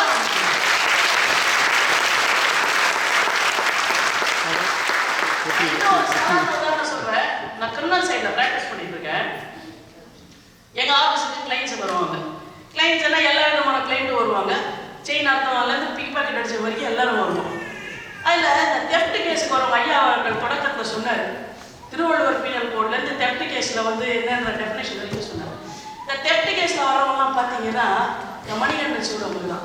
இன்னைக்கு ஒய்ஃப் ஆசத்திடணும்னு எங்கேயாவது பிக் பாக்கெட் அடிச்சுட்டு மாட்டிக்கிடுவேன், நாளைக்கு வீட்டை வந்து சரி பண்ணிடணும்னு நினச்சி பெருசாக கை வச்சு மாட்டிக்கிடுவேன். ஆனால் அவர்கள் வாழ்க்கையில் இருக்கக்கூடிய ஒரு அழகை சொல்லுன்னு பாருங்க. திருடிடுவோம், திருடின உடனே மாட்டிடுவோம், அரெஸ்ட் ஆகிடுவோம், மறுபடியும் மெட்ராஸுக்கு வந்துடுவோம். நீங்கள் மாட்டின உடனே என்ன ஆகிடும், கோர்ட்டில் கொண்டு வந்து அவனை ஆஜர் பண்ணுவாங்க, பெயில் பெட்டிஷன் போடணும். அப்போ வருவாங்க ஆள் வீட்டிலேருந்து, ஏகா என் வீட்டுக்கார இட்டு போயிட்டாங்க, என்ன பண்ணா தெரிலக்கா, என்னவாக்கா சேனத்துக்காரன்னு சொல்கிறாங்கக்கா, என்னன்னே தெரிலக்கா, அது நல்லதுக்கா, அது கொஞ்சம் தெரியாதுக்கா. போலீஸ்ல சும்மா பிடிச்சி போனாங்க. சரி சரி எந்த கோர்ட்டு, 5வது கோர்ட்டு இட்டு வரவங்களாக்கா, நீ வந்துருக்கா, நீ என்ன நல்லா நடக்குங்கக்கா, நான் வந்து என்ன நல்லா நடக்கணும் செய்யல, திரும்ப வரும்போது சரி பரவாயில்ல இப்போ நான் வரேன்னு சொன்னேன். ஃபீஸு ஐயா அது ஒன்றும் கவலைப்படாதுக்கா, நான் கரெக்டாக செஞ்சிடுவோங்க. சரி எவ்வளோ வச்சிருக்கேன் நம்ம சொல்லுவோம். ஒரு அவன் இந்த மாதிரி கிளைண்ட்டு நம்ம பெருசாக ஃபீஸ் சொல்லிட போகுதில்ல. சரி ஒரு 5000 ரூபா ஃபீஸு, ஐயா 1000 ரூபா வச்சுக்கிறேக்கா, மீது அது வந்து எல்லாம் கொடுத்துரும், நீங்கள் செஞ்சிருக்கா. சரி சரிடா, 1000 ரூபா ஃபீஸை வாங்கிக்குவோம், கேஸுக்கு போவோம், பெயிலும் எடுத்து கொடுத்துருவோம். பெயில் எடுத்தப்போ என்ன ப்ரொசீடிங்ஸ்னா 15 days 20 days ஒரு ஹியரிங் டேட் போடுவாங்க. அதுக்கு அவன் வரணும். அவன் ஒரு தடவை வருவான், 2 தடவை வருவான். 2வது தடவை வரும்போது ஐயோ இன்னும் 4000 ரூபா பாக்கி ஃபீஸு தரல, தரேன்க்கா தரேன் அப்படின்வான். கேட்ட உடனே என்ன பண்ணுவான், அடுத்து 3வது வயது வர மாட்டான், 4வது வயது வர மாட்டான், 5வது வயது வர மாட்டான். சரி ஃபீஸு கேட்டால் நீ ஆள் வர மாட்டேன், உடனே பார்த்துக்கிறேன்னு சொல்லி 3 வாட்டி நாங்கள் என்ன பண்ணுவோம், ஆப்சென்ட்டுக்கு ஒரு பெட்டிஷன் போடுவோம். 4வது வாட்டி ஆப்சென்ட்டுக்கு பெட்டிஷன் போடணும்னா கோர்ட்டில் வாரண்ட் போட்டுருவாங்க. ஸோ 4வது வாட்டி நாங்கள் ஆப்சென்ட்டுக்கு பெட்டிஷன் போட ரெண்டாவது இவன் வேற எதனா கை வச்சுட்டு உள்ள இருக்கும்போது இஸ் நாட் வெல் நாங்க பெட்டிஷன் போட்டோம்னா எங்களை நாளைக்கு நாட் விடுவாங்க. அதனால நாங்க என்ன பண்ணுவோம், நாலாவது பெட்டிஷன் போடாம விட்டுருவோம். விட்ட உடனே என்னன்னா நான் வேலபிள் வாரண்ட் இஷ்யூ பண்ணுவாங்க. இஷ்யூ பண்ணதுக்கு அப்புறம் தாங்க ஃபன் இருக்கு. கரெக்டா போலீஸ்காரன் பார்ப்பான், மாச வயசு வச்சுக்கோங்க, இந்த நான் வேலபிள் வாரண்ட்லாம் சேர்த்து வச்சுட்டு எவன் மாட்ட போறானோ அவன் வீட்டுக்கு போயிடும். இவன் வாரண்ட் போடுற வரைக்கும் கரெக்டா வீட்டில் தான் இருப்பான். வாரண்ட் போட தெரிஞ்சவனே போயிட்டு சொல்லுவான், ஐயோ வக்கீல் இன்னைக்கு பெட்டிஷன் போடலையா, வாரண்ட் மேலன்னு. அந்த போலீஸ்காரன் வீடை தேடி வந்த உடனே அந்த அம்மாவும் ஒய்ஃபும் வருவாங்க எங்கள் ஆஃபீஸ்.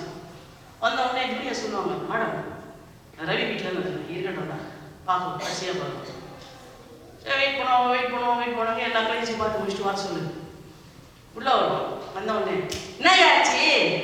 என்னச்சாச்சுன்னா நீ யார்? நான் தாங்க ரவி வீட்டிலேருந்து வந்துக்கிறேங்க்கா. என்னாச்சுன்னாங்க அவங்க ஆள் வரவே இல்லை. நீ பாட்டுக்கு அவன் பெட்டிஷன் போடணுன்னா எவ்வளோ நாள் போட சொல்கிற? நல்லா இருக்கட்டும், என் ஃபீஸ் என்னாச்சு? ஐயா அத்தை விடுங்க, யாருக்கும் நம்ம 300 ரூபா கொடுத்துருக்கா. இது 4000 ரூபா பெட்டிஷன் 300 ரூபா யாருக்கு? அத்தை விடுங்க, யாருக்கும் நம்ம 300 ரூபா கொடுத்துருக்கா. முதல்ல ரவி எங்க ஏதாவது சரி வர சொல்லு. ஐயா நான் வரவே மாட்டேன், யாரும் என்னை திட்டுவாங்க, நான் வரவே மாட்டேன். வந்து அழகா நான் நல்லா சாப்பிட்டே பார்த்துக்கிய நான் நல்லா சாப்பிட்டே பார்த்தீங்கன்னா கவலை மேலே வர சொல்லு. ஐயா அத்தை விடுங்க, அது கொஞ்சம் தெரியாதுக்கா, இந்த முருகன் பையன் தாக்கா விட்டாண்டா வந்து இட்டு போய் மாடி விட்டாங்க. முதல்ல நீ அவன் அவசரம் இல்லை, அவங்க அம்மா பக்கத்தில் இருக்க பார்த்தீங்களா, சூப்பர் லேடி. அது கொண்டாட்டியாவது உள்ள டைலாக் பேசலாம், அந்த அம்மா டைலாகே பேசாது, ரீ ரெக்கார்டிங்லேயே பேச இளையராஜா மாதிரி.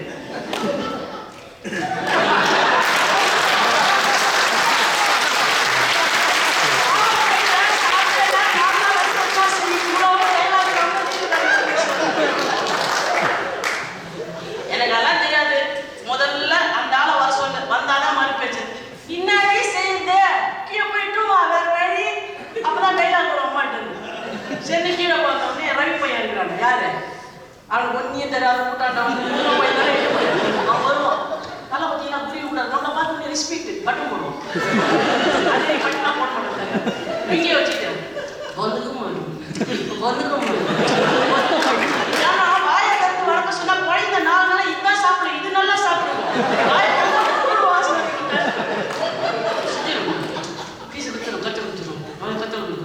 பல்ல கடிச்சிட்டே பேசுவாங்க.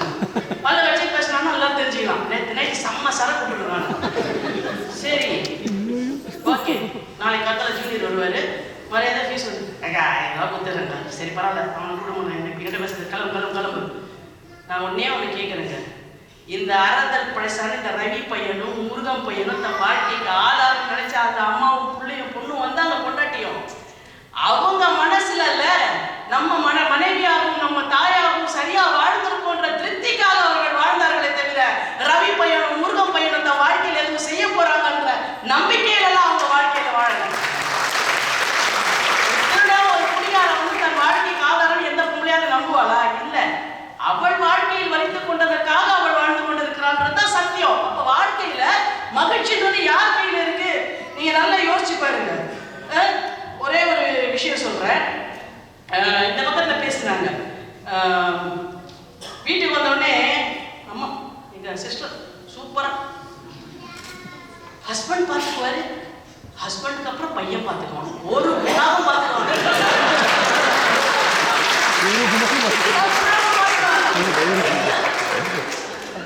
எந்த உலகத்துல இருக்கிறீங்க நீங்க? நான் ஒன்னே ஒண்ணு சொல்றேங்க, நீ பாத்துக்குவேன்னு சொல்லி ஒவ்வொரு ஹஸ்பண்ட் கிட்டயோ இல்ல ஒவ்வொரு ஒய்ஃப் கிட்டயோ நீங்க சரண்டர் ஆனீங்கன்னாக்க கடைசி வரைக்கும் அடிமையாவே இருப்பீங்க. நீ இருக்க சந்தோஷமா, நீ இல்லாட்டியும் நான் நல்லா இருப்பேன்ற அந்த எட்ஜிலேயே வச்சிருந்தாலும் அந்த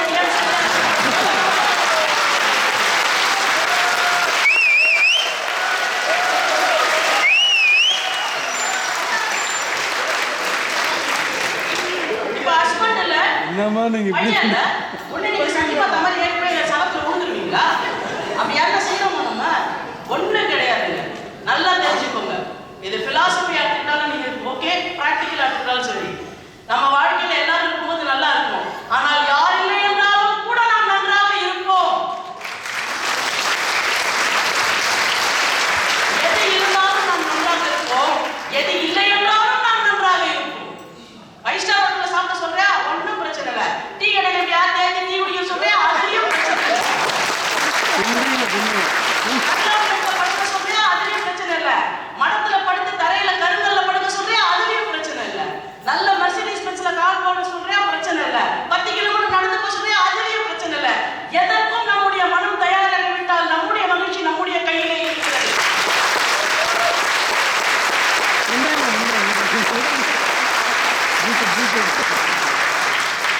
நான் மணிகண்டன் ஒரே விஷயம் கேட்கிறேன். என்னோட மகிழ்ச்சி அவரோட மகிழ்ச்சி நான் பேச ஒரு மண்ணாங்கட்டியும் கிடையாது. நம்ம பேசினா நமக்கு சந்தோஷம். மைக் இல்லைன்னா 10 நாள் மணிகண்டன் நீ உயிரோடே இருக்க மாட்டேன்.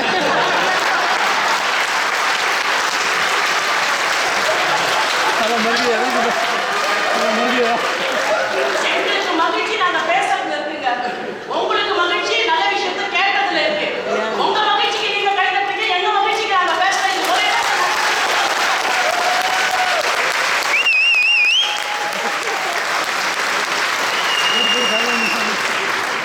யாரோ ஊர்ல இருந்து பயப்புள்ள 3 பேர் வந்துருக்கானுங்களா?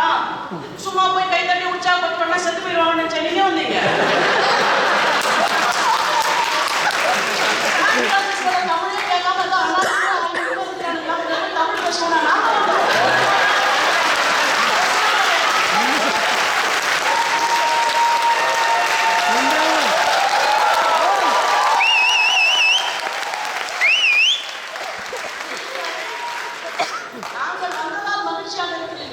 நாங்கள் இங்கே வந்ததால் நாங்களும் மகிழ்ச்சியாக இருக்கிறோம். 2 பேருக்கும் தனித்தனியா ஒரு அஜெண்டா இருக்குது. அந்த அஜெண்டா ஒரு இடத்துல மீட் பண்ணிச்சு, அவ்வளவுதான்.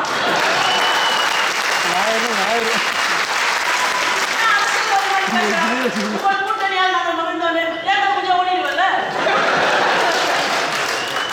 அப்ப சான் பிரான்சிஸ்கோல இது வாழ்க்கை முழுக்க மகிழ்ச்சிங்க அதெல்லாம் கிடையாதுங்க. உண்மையை சொல்லுங்க. அவங்களுக்குன்னு ஒரு அஜெண்டா வாழ்க்கையில இருக்கு. நான் என்ன சொல்றேன்னா, அந்த அஜெண்டாவை அடுத்தவன் கை தட்ட போறானா இன்னொருத்த வைத்து வச்சு பாட்டு நம்மள போறோம். எங்களுடைய நண்பர் மோகனசுந்தரம் அவர்கள் நான் இந்த கூட்டத்துக்கு வரல. அவர் அடிக்கடி ஒரு மேடையில சொல்லுவார், சார் சில பேருக்கு வந்து அவனும் மகிழ்ச்சியா இருக்க மாட்டான், அடுத்தவன் மகிழ்ச்சியா இருந்தாலும் பிடிக்காது. ஒரு வாட்டி அப்படிதான் என் நண்பர் கேட்டார் ஒருத்தனை பார்த்து, எப்படி சார் இருக்கீங்கன்னு. ஏதோ இருக்கா சார், உங்க புண்ணியத்துல நம்மளே பண்ணிருக்க புண்ணியம் கம்மி. அந்த நண்பர் இவரை கேட்டாரா, நீங்க எப்படி சார் இருக்கீங்க? ஃபர்ஸ்ட் கிளாஸா இருக்கேன் அப்படின்னா இன்னும் அவன் மூஞ்சி சின்னதாயிடுச்சு. எப்படி இவன் மட்டும் நல்லா இருக்கலாம்? உடனே அவன் சொன்னானா, சார் என்ன சார் முந்தானே தான் ஆர்வம் பேசிட்டே இருந்தார் சார். வீட்டுக்கு 9 மணிக்கு முன்னாடி போட்டு ஹார்ட் அட்டாக் வந்து போயிட்டாங்க. என் நண்பன் சொன்னானா, எனக்கு அந்த பிரச்சனையெல்லாம் கிடையாது சார், நான் நல்லா செட்டில் ஆயிட்டேன், எல்லா இன்சூரன்ஸ் பாலிசி எல்லாம் போட்டு வச்சிட்டேன், வெல் செட்டில்ட் சார். நான் அதுக்கும் ஒரு பதில் வச்சிருந்தானா, என்ன இன்சூரன்ஸ் சார், இப்பெல்லாம் நாமினியே போனதுக்கு அப்புறமா தான் இன்சூரன்ஸ் கொடுக்குறாங்க. அடுத்தவன் சந்தோஷத்தை கெடுக்கணும்ன்றதுக்காகவே சில பேர் போட்டுட்டு இருக்காங்க இல்லையா? நம்ம நல்ல ஒரு பிராண்ட் ஒயிட் கலர் வாங்கியிருப்போம் சார் வண்டி. why you choose white color? actually grey நல்லா இருக்குமா? உன்னை நான் கருத்து கேட்டேன்டா.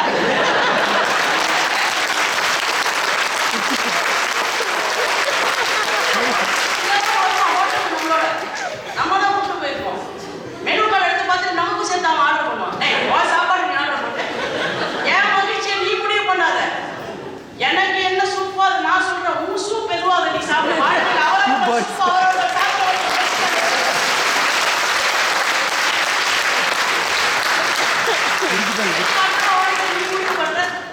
நான் தெளிவாக சொல்லுகிறேன். மணிகண்டன், என் வாழ்க்கையில ஒரே ஒரு விஷயத்த சொல்றேன். எனக்கு என்ன வேணுமோ அதை தாங்க நான் என் வாழ்க்கையில செய்வேன். இந்த அடுத்தவன் சொல்றாங்க, இவன் கருத்து சொல்றாங்க, எங்க அப்பா சொன்னாங்களே, அம்மா சான்ஸே கிடையாது. எங்க அப்பா அம்மா கருத்து சொன்னாலும் நான் சொல்லிடுவேன். தயவுசெய்து இல்லைன்னா 4 தடவை விழுந்து கும்பிடுறேன் மரியாதை. ஆனா கருத்தெல்லாம் என் வாழ்க்கையில எங்க அப்பா சொன்னதை நான் கேட்டுருந்தா இதனால ரயில்வே ஆஃபீஸ்ல நான் லைஃப் லாங் டைப் படிச்சுட்டு இருந்திருப்பாங்க.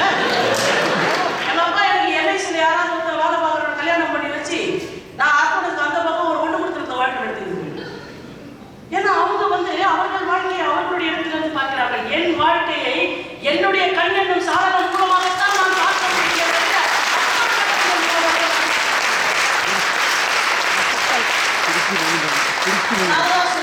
பகவத்கீதை நீங்கள் நம்பினீர்கள் நடுவர்களே, அந்த பகவத்கீதையின் சாட்சியாக நான் சொல்கிறேன். ஸ்வதர்மே இதய தனம்ஸ்ரேயக பரதர்மோ பயாவக என்று சொல்கிறார்கள் பகவத்கீதையிலே. அதை ரொம்ப எளிமையா கண்ணதாசன் சொன்னான், நமக்கென்று பூமியிலே கடமைகள் உண்டு, அதை நமக்காக நம் கையால் செய்வது நன்று.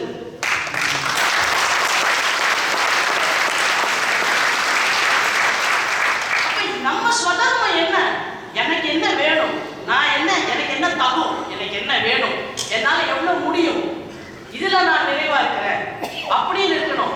நான் லா படிச்சுட்டு வந்த உடனே அறிவுரை சொல்ற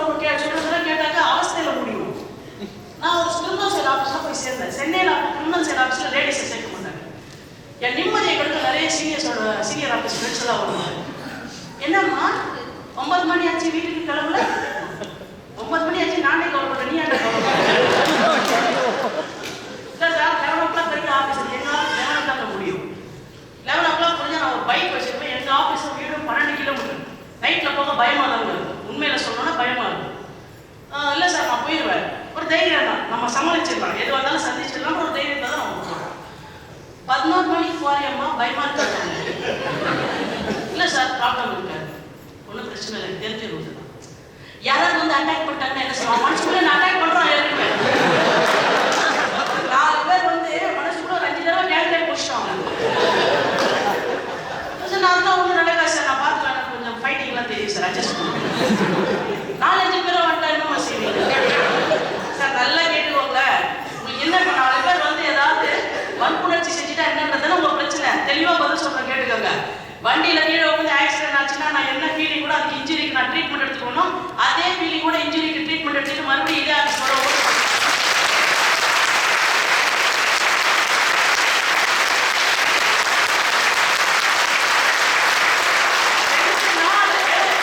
சொல்றதை கேட்டு நான் பயந்துருந்தேன்னா 3வது நாள் நான் 8 மணிக்கு பேக்கப் பண்ணிட்டு போவேன் இல்லையா? மீதி 3 மணி நேரம் மற்ற ஜென்ஸ் ஒர்க் பண்ணும்போது எனக்கு அது என்னன்னு தெரிஞ்சிருக்காது. அப்ப நான் எப்படி அவங்களோட கம்ப்ளீட் பண்ண முடியும்? உங்களை கீழே இழுக்கணும்னாக்க ஒவ்வொரு ஸ்டேஜ்லயும் ஒவ்வொருத்தர் ஒரு கருத்து சொல்லுவான். சில பேர் பாராட்டியே நம்மளை ஒழிச்சு கட்டுவான், பாராட்டியே ஒழிச்சு கட்டுவான். சூப்பரா இருக்கீங்க சார், நீங்க மட்டும் நடிக்க போனீங்களாமா, ஒழுங்கா இருக்க நடிக்க போய் வீணா போவோம். நல்ல நமக்கு டெய்லி கண்ணாடியில நம்ம முடிஞ்சு பார்க்கணும். நல்லா தெரியும் நம்ம யாரு, நாம யாருன்றது நமக்கு தெரியும், நாம யாருன்றது அவங்களுக்கும் தெரியும், அவங்க யாருன்றது நமக்கும் தெரியும் இல்ல? அப்போ ஒவ்வொருத்தருக்கும் அவங்க யாரு, எதிராளி யாருன்னு தெரிஞ்சதுக்கு அப்புறம் எதுக்கு நீ கை தட்டணும், நான் பேசணும், நான் கை தட்டணும், அதெல்லாம் வேணாம்.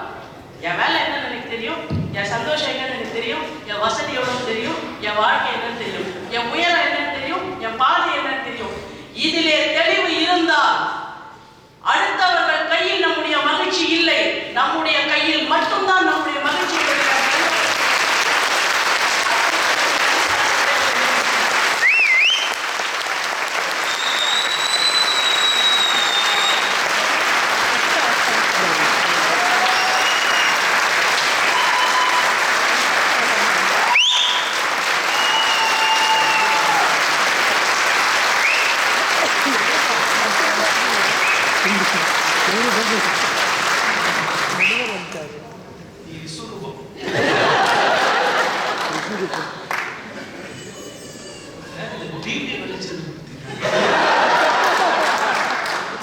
அவங்களுக்குள்ள ஒரு சிறுகதை எழுத்தாளர், ஒரு சினிமா கேமராமேன், ஒரு டைரக்டர், ஒரு மிகப்பெரிய நடிகை எல்லாம் ஒழிஞ்சிருக்கிறாங்க அப்படிங்கிறத இன்னைக்கு பார்த்தோம். ரொம்ப சந்தோஷம்.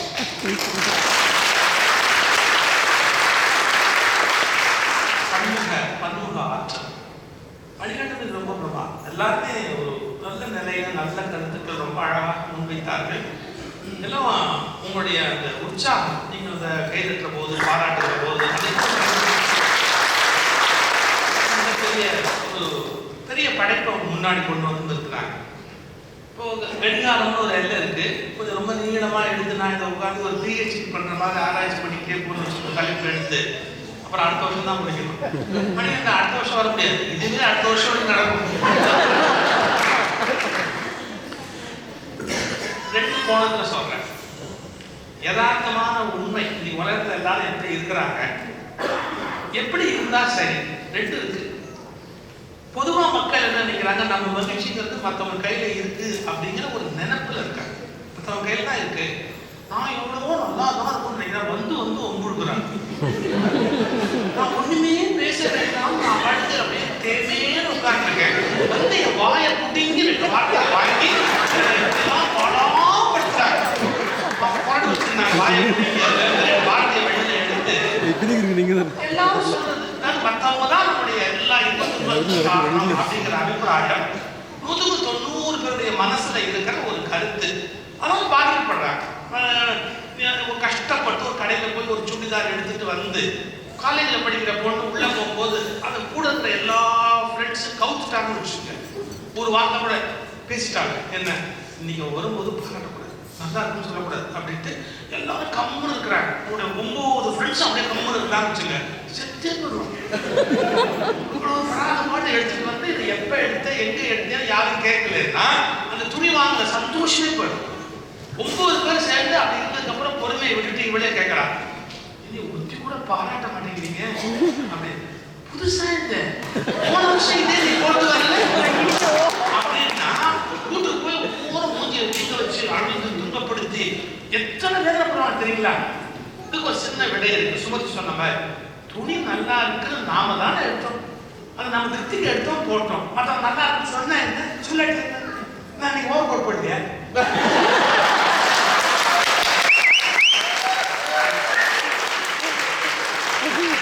எனக்கு தோணுச்சு எடுத்தா போட்டேன். யார் என்ன சொன்னா எனக்கு என்ன கவலை? மோடி என்ன பர்ஃபார்ம் பண்ண சார். லைஃப்பை நாம நம்ம ஆங்கிள் இருந்து பார்க்கணும், வார்த்தைக்கு பார்க்கணும் அப்படின்னு ஒரு கட்சி, பார்க்கிறோமா அப்படின்னு ஒரு கட்சி. நம்ம எல்லாரும் பிறனால எவ்வளவு பாதிக்கப்படுறோம். பிறருடைய விமர்சனங்கள், ஒருத்தர் சொல்லிட்ட சொல்லு பாருங்க. எல்லாம் வீட்டில் இருக்க எல்லா மனையும் சொல்லுவோம், இவர் மட்டும் இன்னும் கொஞ்சம் வேற மாதிரி இருந்திருந்தா நான் எங்கேயோ இருப்பேன். எல்லாரும் வெவ்வேறு டைப் தான், ஒரே மாதிரி டைப்பா தான் எல்லாரும் இருப்பாங்க.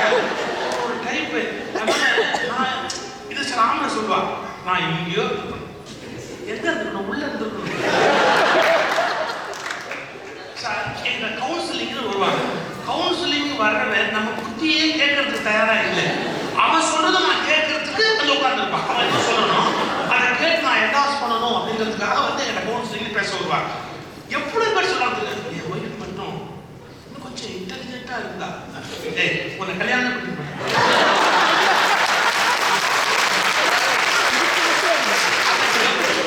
எவ்வளவு பக்குங்கிறதுக்கான ஒரு புருஷன் ஒத்துக்கிறாரு.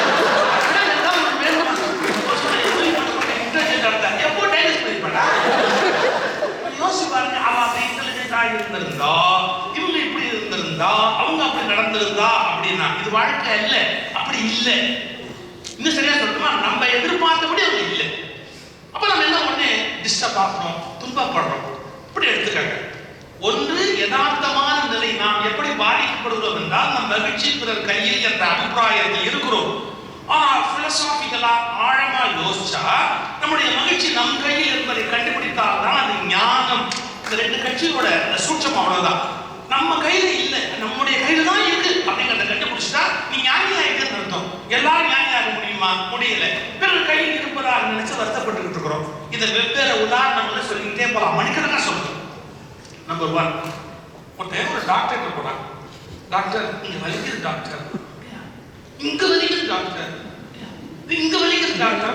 ஒரு இடத்துல தான் வலிக்க முடியும், தனித்தனியா அங்க வலிக்குதுங்கிறியே அப்படின்ட்டு படுத்துட்டு அவரை கூட ப்ரெஸ் பண்ண, வலிக்குதா வலிக்குதா வலிக்குது. அவன் திரும்ப ஏஞ்சி உட்கார்ந்தான். இங்க வலிக்குது டாக்டர், கையை நீட்டுது. அவனுக்கு இங்க காயம், இந்த காயத்தோட இங்க வந்து நாள் வலிக்குது.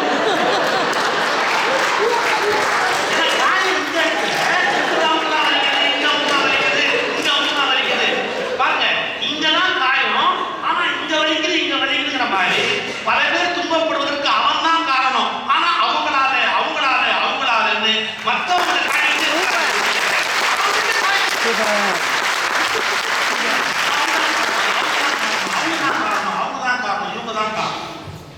சரி. இப்ப நான் ஒரு கேள்வி கேட்டேன். நடுவில் நம்ம பேசும்போது நான் கேட்ட ஒரு குறுக்கு ஒரு கேள்வி கேட்டேன். பயம் அப்படின்னு ஒண்ணு வருது.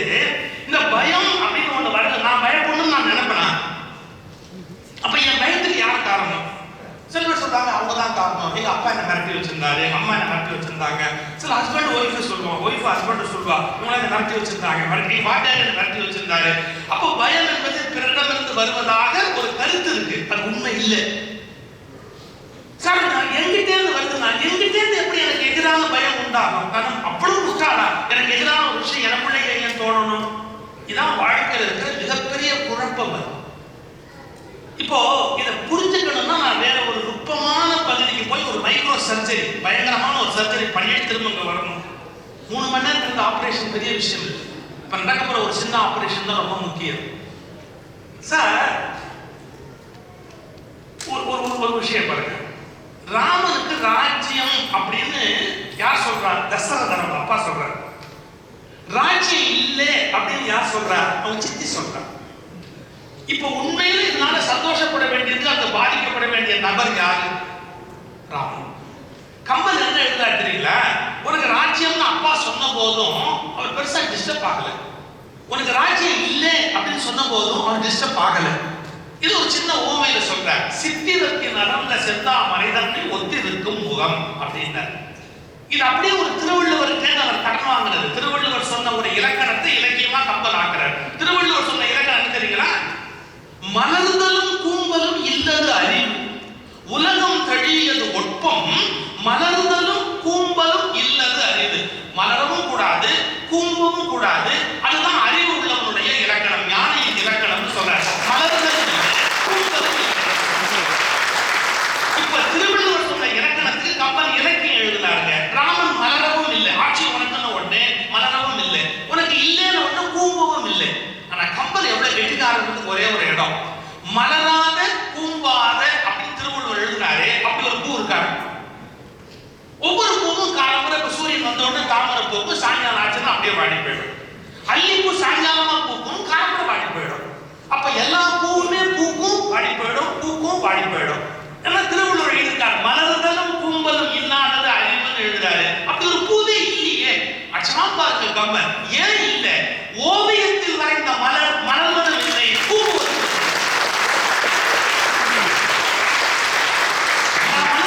எல்லா மலரும் வாடும்.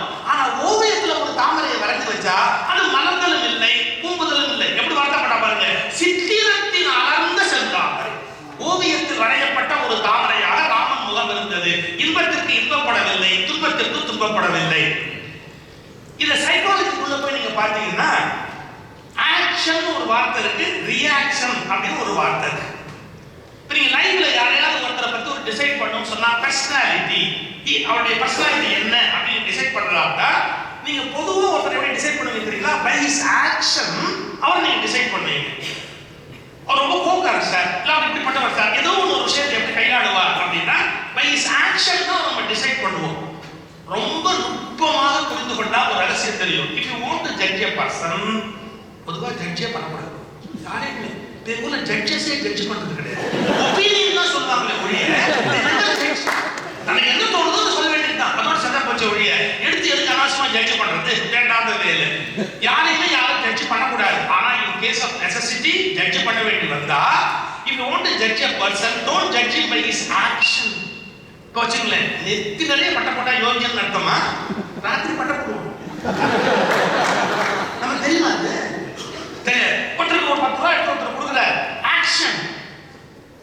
நீங்க உலகத்துல ஒருத்தரை பார்க்கும்போது சில பேர் பார்த்தா ரொம்ப பணிவா நிற்பாங்க. பார்த்தா என்ன பணிவு என்ன பணிவு ஆளை வச்சு கட்டிருப்பான். நீங்க யாரை எடை போடுறதா இருந்தாலும் அவருடைய ஆக்ஷனை வச்சு எடை போடக்கூடாது. உண்மையில நீங்க ஒருத்தர் ஜட்ஜ் பண்ணுமா இருந்தா அவருடைய ரியாக்ஷனை வச்சு ஜட்ஜ் பண்ணணும். How they react. ஒரு ப்ராப்ளம் வரும்போது அவங்க எப்படி நடந்து கொள்ளுகிறார்கள் அப்படிங்கிறத பொறுத்து நம்ம ஒரு முடிவு பண்ணணும். இப்ப என்கிட்ட ஒரு விசித்திரமான இயல்புன்னு யாராவது ஃபோன் பேச வந்தா அவங்க கேட்க போற 2வது கேள்வி, 3வது கேள்வி, 10வது கேள்வி, அது கடைசியாக எல்லாமே நான் ரெடியா இருப்பேன் ஆன்சர். ஸோ எனக்கு ஒரு இரிட்டேஷன் சீக்கிரமா வரும். இந்த 10வது கேள்வி நம்ம எப்போ வரப்போறான்? இன்னும் நீங்க நல்லா இருக்கீங்களா, வீட்டுல என்ன செய்யணுமா, இதெல்லாம் உனக்கு எதுக்குமா, நேர விஷயத்துக்குமா, அது ஒரு சேபத்து கேள்வி கேட்டுட்டு 10வது நீ கேட்க போறேன். என்ன உங்க பேச்சு கொஞ்சம் சன்மானத்தை குறைச்சுக்கணும் கேட்க போறேன்.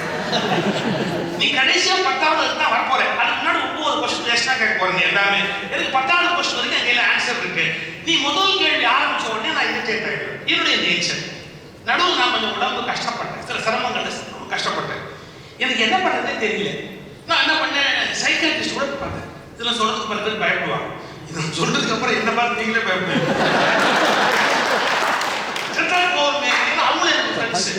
அவங்க ப்ரோக்ராமா நானும் சேர்ந்து பண்ணதால போய் உட்காந்து என்ன டாக்டர் இப்படி மாதிரி இருக்கு என்ன ஏதுன்னு அவங்க யோசிச்சுட்டு எங்களுக்கு தெரிஞ்ச ஒரு 4 மருந்து இருக்குதுங்க, அதை கொடுத்து பார்க்குறோம், என்ன நடக்குதோ பார்ப்போம் அப்படின்னு. அடம் தொட மாட்டேன், நீங்க கொடுக்க மருந்தெல்லாம் தொட மாட்டேன் அப்படி என்னென்னமோ பண்ணி கடைசியா ஒரு யோகா மாஸ்டர் ஒருத்தர் கூடாது என் கூடவே வச்சு நீ ஒரே ஒரு ஹெல்ப் பண்றேன், என்னையே அப்சர்வ் பண்ணேன், உன்னுடைய கமெண்ட் என்னவோ சொல்லு.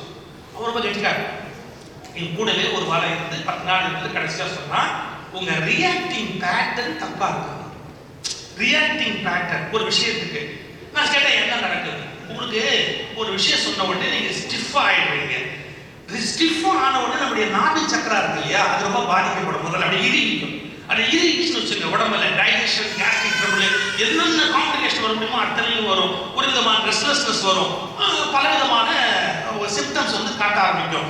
இது அவ்வளவு என்னன்னு கேட்டீங்கன்னா நம்முடைய ரியாக்டிங் பேட்டர்ன். ஒரு விஷயத்துக்கு நம்ம எப்படி ரியாக்ட் பண்றோங்கிற ரியாக்டிங் பேட்டர்ன். உங்க ரியாக்டிங் பேட்டர்னை நீங்க உடனே சேஞ்ச் பண்ண முடியாது. ஏன் நம்ம ரியாக்டிங் பேட்டர்னை சேஞ்ச் பண்ண முடியாதுன்னா, நல்ல கவனிங்க, உங்க ஆக்ஷன் நீங்க சேஞ்ச் பண்ண முடியும். ஹவ் டு ரியாக்ட் நீங்க எப்படி மாற்ற முடியும்? உங்களை அறியாமே ஒரு ரிஃப்ளெக்ஸ் தானாவே நீங்க ரியாக்ட் பண்ண போறீங்க. திடீர்னு வந்து ஒருத்தர் அப்படியே கண்ட்ரக்ட் அடிச்சா வச்சுங்க, நாயே நான் எழுதி மனப்பாடம் பண்ண டைலாகா, நான் நோட்ஸ் எடுத்துட்டு நான் இந்த நாயின்னு சொல்றதா பண்ணின்னு சொல்றதா நான் நோட்ஸ் எடுத்துட்டா வந்துருப்பேன். அடிச்சு நாயே அப்படின்னா இந்த நாயேங்கிற வேர்டு என்னால இப்ப முடிவு பண்ணப்பட்ட விஷயம் அல்ல. இந்த நாயேங்கிற வேர்டு என் மைண்ட்ல எப்பவோ ப்ரோக்ராம் ஆன வேர்டு. இதுக்கு நான் என்ன பண்ண முடியும்? சோ நம்முடைய ரியாக்ஷன் எல்லாமே நமக்கு உள்ளே இருந்து பரப்புறது பத்தில ரியாக்ஷன் எதுவுமே அது நம்ம கண்ட்ரோல்ல இல்ல. கான்ஷியஸ் மைண்ட் உங்களுடைய ஆக்ஷனுக்கு காரணம், உங்க சப்கான்ஷியஸ் மைண்ட் ரியாக்ஷனுக்கு காரணம். உங்க கான்ஷியஸ் மைண்ட் ஆக்ஷன், உங்க சப்கான்ஷியஸ் மைண்ட் ரியாக்ஷன். இப்போ நான் சொன்னது சைக்காலஜி. இத ஹிந்து பிலாசபில தத்துவமா என்ன சொன்னா தெரியுங்களா? மகா மாயா அப்படின்னு அம்பிகை சொன்னா, சுத்த அறிவு அப்படின்னு சிவபெருமான சொன்னா. சுத்த அறிவுங்கிற சிவன், மகா மாயா அப்படிங்கிற சக்தி. சப்கான்ஷியஸ் மைண்ட் தான் மகா மாயா, கான்ஷியஸ் மைண்ட் தான் சுத்த அறிவு. எப்படி வச்சா பாருங்க, கான்ஷியஸ் மைண்டோட பவர் என்ன, சப்கான்ஷியஸ் மைண்டோட பவர் என்னன்னு சொல்லும்போது சிவன் என்பது ஒன்று, ஆனால் சக்தி என்பது 9. சிவனுக்கு ஒரே ஒரு நாள் சிவராத்திரி, அம்பிகைக்கு 9 நாள் நவராத்திரி. 1:9ங்கிற ரேஷியோல கான்ஷியஸ் மைண்டோட பவர் 1 சொன்னா சப்கான்ஷியஸ் மைண்டோட பவர் 9. உங்களுக்கு தெரியாது, நீங்க கோவப்படுறது உங்களுக்கு தெரியாது, நீங்க திட்டினது தெரியாது, உங்களால மத்தவங்க காயப்படுறது உங்களுக்கு தெரியாது. சரியான உள்ளேந்து வரும். இன்னும் பச்சையா சொல்லட்டுமா, எங்க வீட்டுல ஒரு நாய் வளர்த்தோம். அதுக்கு பேர் டோனான்னு பேர். ஏன் டோனான்னு பேர் வச்சோம்? To know. அது ஒண்ணுமே செய்யாம எங்க வீட்டு சாப்பிட்டு டூ நோங்கிறதுக்காக டோனா அப்படின்னு ஒரு பேர் வச்சோம். இவர் என்ன பண்ணுவார் எங்க வீட்டுல, பாருங்க படுத்துப்பாரு உடம்புல, தெருவில் எவனோ அவன் கார்ல போறான், தெருவில் எவனோ அவன் கார், இவருக்கு என்ன கொள்ள போகுது? விரிச்சல் எந்திரிச்சு அந்த கதவு கிட்ட போய் நின்று ஒரு கோபமா ஒரு பார்வை பார்ப்பாரு. அந்த கார் போற வரைக்கும் இப்படி ஒரு பார்வை பார்ப்பார். ரொம்ப ஸ்டிஃபா ஆயிடுவார். சில பயங்கர சவுண்ட் விடுவார். ஒரு பாட்டு கத்துவார். எவனும் அவன் கார்ல போறான், இவருக்கு வீட்டுக்குள்ள வந்தாம வரல, தெருவில் அவன் பாட்டு கார்ல போறான், இவர் எந்திரிச்சு ஒரு சத்தம் போடுவார். அதாவது இன்னும் சில நாய்க்கு ஒரு பழக்கம் விட்டுங்க, நம்ம வீட்டை கூட தாண்ட வேண்டாம், நம்ம ஏரியாக்குள்ள வந்தாலே அது ஸ்டிஃபா மேய்ச்சி. நான் ரொம்ப யோசிச்சு கண்டுபிடிச்சேன், அதே மாதிரி ஒரு நாய் நமக்குள்ளே இருக்கு.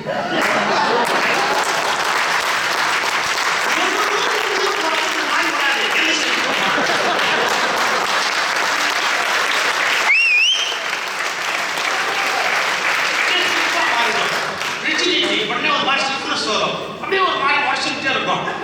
நீங்க நாய்க்கு கோபம் உண்டாது பாத்தீங்களா, அதுக்குள்ள ஒரு கோபம் உண்டாது. அந்த கோபம் அது உடம்புலயே நின்னா நாயே மேல செத்து போயிடும். கோபத்தை விட ஒருத்தனை கொல்றதுங்கிற விஷயம் வேணுமா? அந்த நாய் அப்ப அது அடைஞ்ச கோபம் இருக்கு இல்லையா, அந்த கோபத்துல அது இன்னும் ஒரு மணி நேரம் 2 மணி நேரத்துக்கு நாய் செத்து போயிருக்கணும் கணக்கு படி பார்த்தா. சார் 12 வருஷம் ஒரு நாய் உயிரோட இருக்கும். எப்படி 12 வருஷம் அந்த லைஃப் அப்பெல்லாம் முடிச்சா இருக்கா தெரியுமா? அவ்வளவு கோபம் வந்து நரம்பெல்லாம் பொட்டச்சு. நீங்க அப்ப நாயை பாருங்க, இந்த இடத்துல கழுத்து நரம்பு இருக்கு பாருங்க, அவ்வளவு ஸ்டிஃபா நிற்கும், அப்படியே அது வேகமா அப்படி நின்றுட்டு இருக்கும். ஆனா அந்த நாய் அதுக்கப்புறம் உயிரோட வாழ்றதுக்கு ஒரே ஒரு காரணம், யாரும் அப்சர்வ் பண்ணிருக்கீங்களா? அவ்வளவு கோபமா அந்த காரை பார்த்து ஒரு கொலை குறைச்ச நாய் வித்தின் செகண்ட்ஸ் தன்னை மாத்திக்கும். என்ன மாத்திக்கன்னு கேட்டா, நாக்கை நல்ல வெளியத்தம் போட்டு நல்ல எச்சல் ஒழுங்க விட்டு இந்த தொண்டைக்குடி இருக்கு இல்லையா, அதை மெதுவா அசைச்சு நாய் ஒரு வித்தியாசமான சவுண்ட் கொடுக்கும். இந்த தொண்டைக்குடியை அசைச்சு நான் இப்ப செஞ்சு காமிச்சிருவேன். அதே மாதிரி இருக்கிற சந்தோஷப்படுத்தி நீங்க கண்ணாடி முன்னாடி போய் செஞ்சு பாருங்க, அதே மாதிரி நாக்கை அது வெளியில தள்ளி இந்த பகுதியில் பாருங்க, அதை அப்படியே சுருக்கி விரிச்சு அப்படியே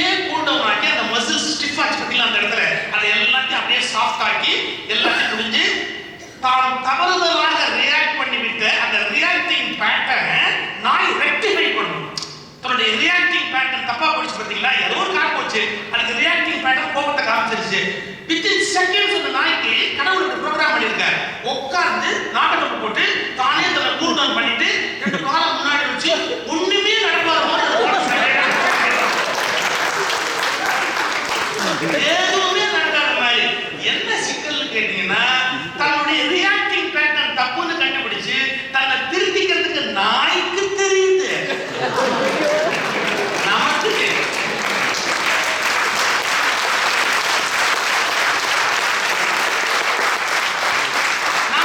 அந்த கோபம் உள்ளே இருக்கும். அது திரும்ப சுவிட்ச் போட்ட மாதிரி அப்பப்போ வந்து அவனை நினைச்சாலே எனக்கு பத்திட்டு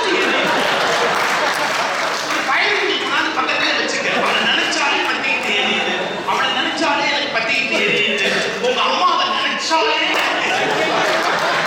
பத்திக்கிட்டு எரியுது. பாருங்க, நினைச்சாலே பத்திக்கிட்டு எரியுதுன்னா அவங்க என்ன பண்ண முடியும்? நீயே நினைக்கிற அப்புறம் பத்திக்கிட்டு எனக்கு எரியுது எனக்கு எரியுது எனக்கு எரியுதுன்னா நல்ல கவனிங்க. அந்த நபரால் உன் மகிழ்ச்சி குறையவில்லை, அந்த நபரை நினைக்கிற உன் நினைப்பால் உனக்கு மகிழ்ச்சி குறையவில்லை.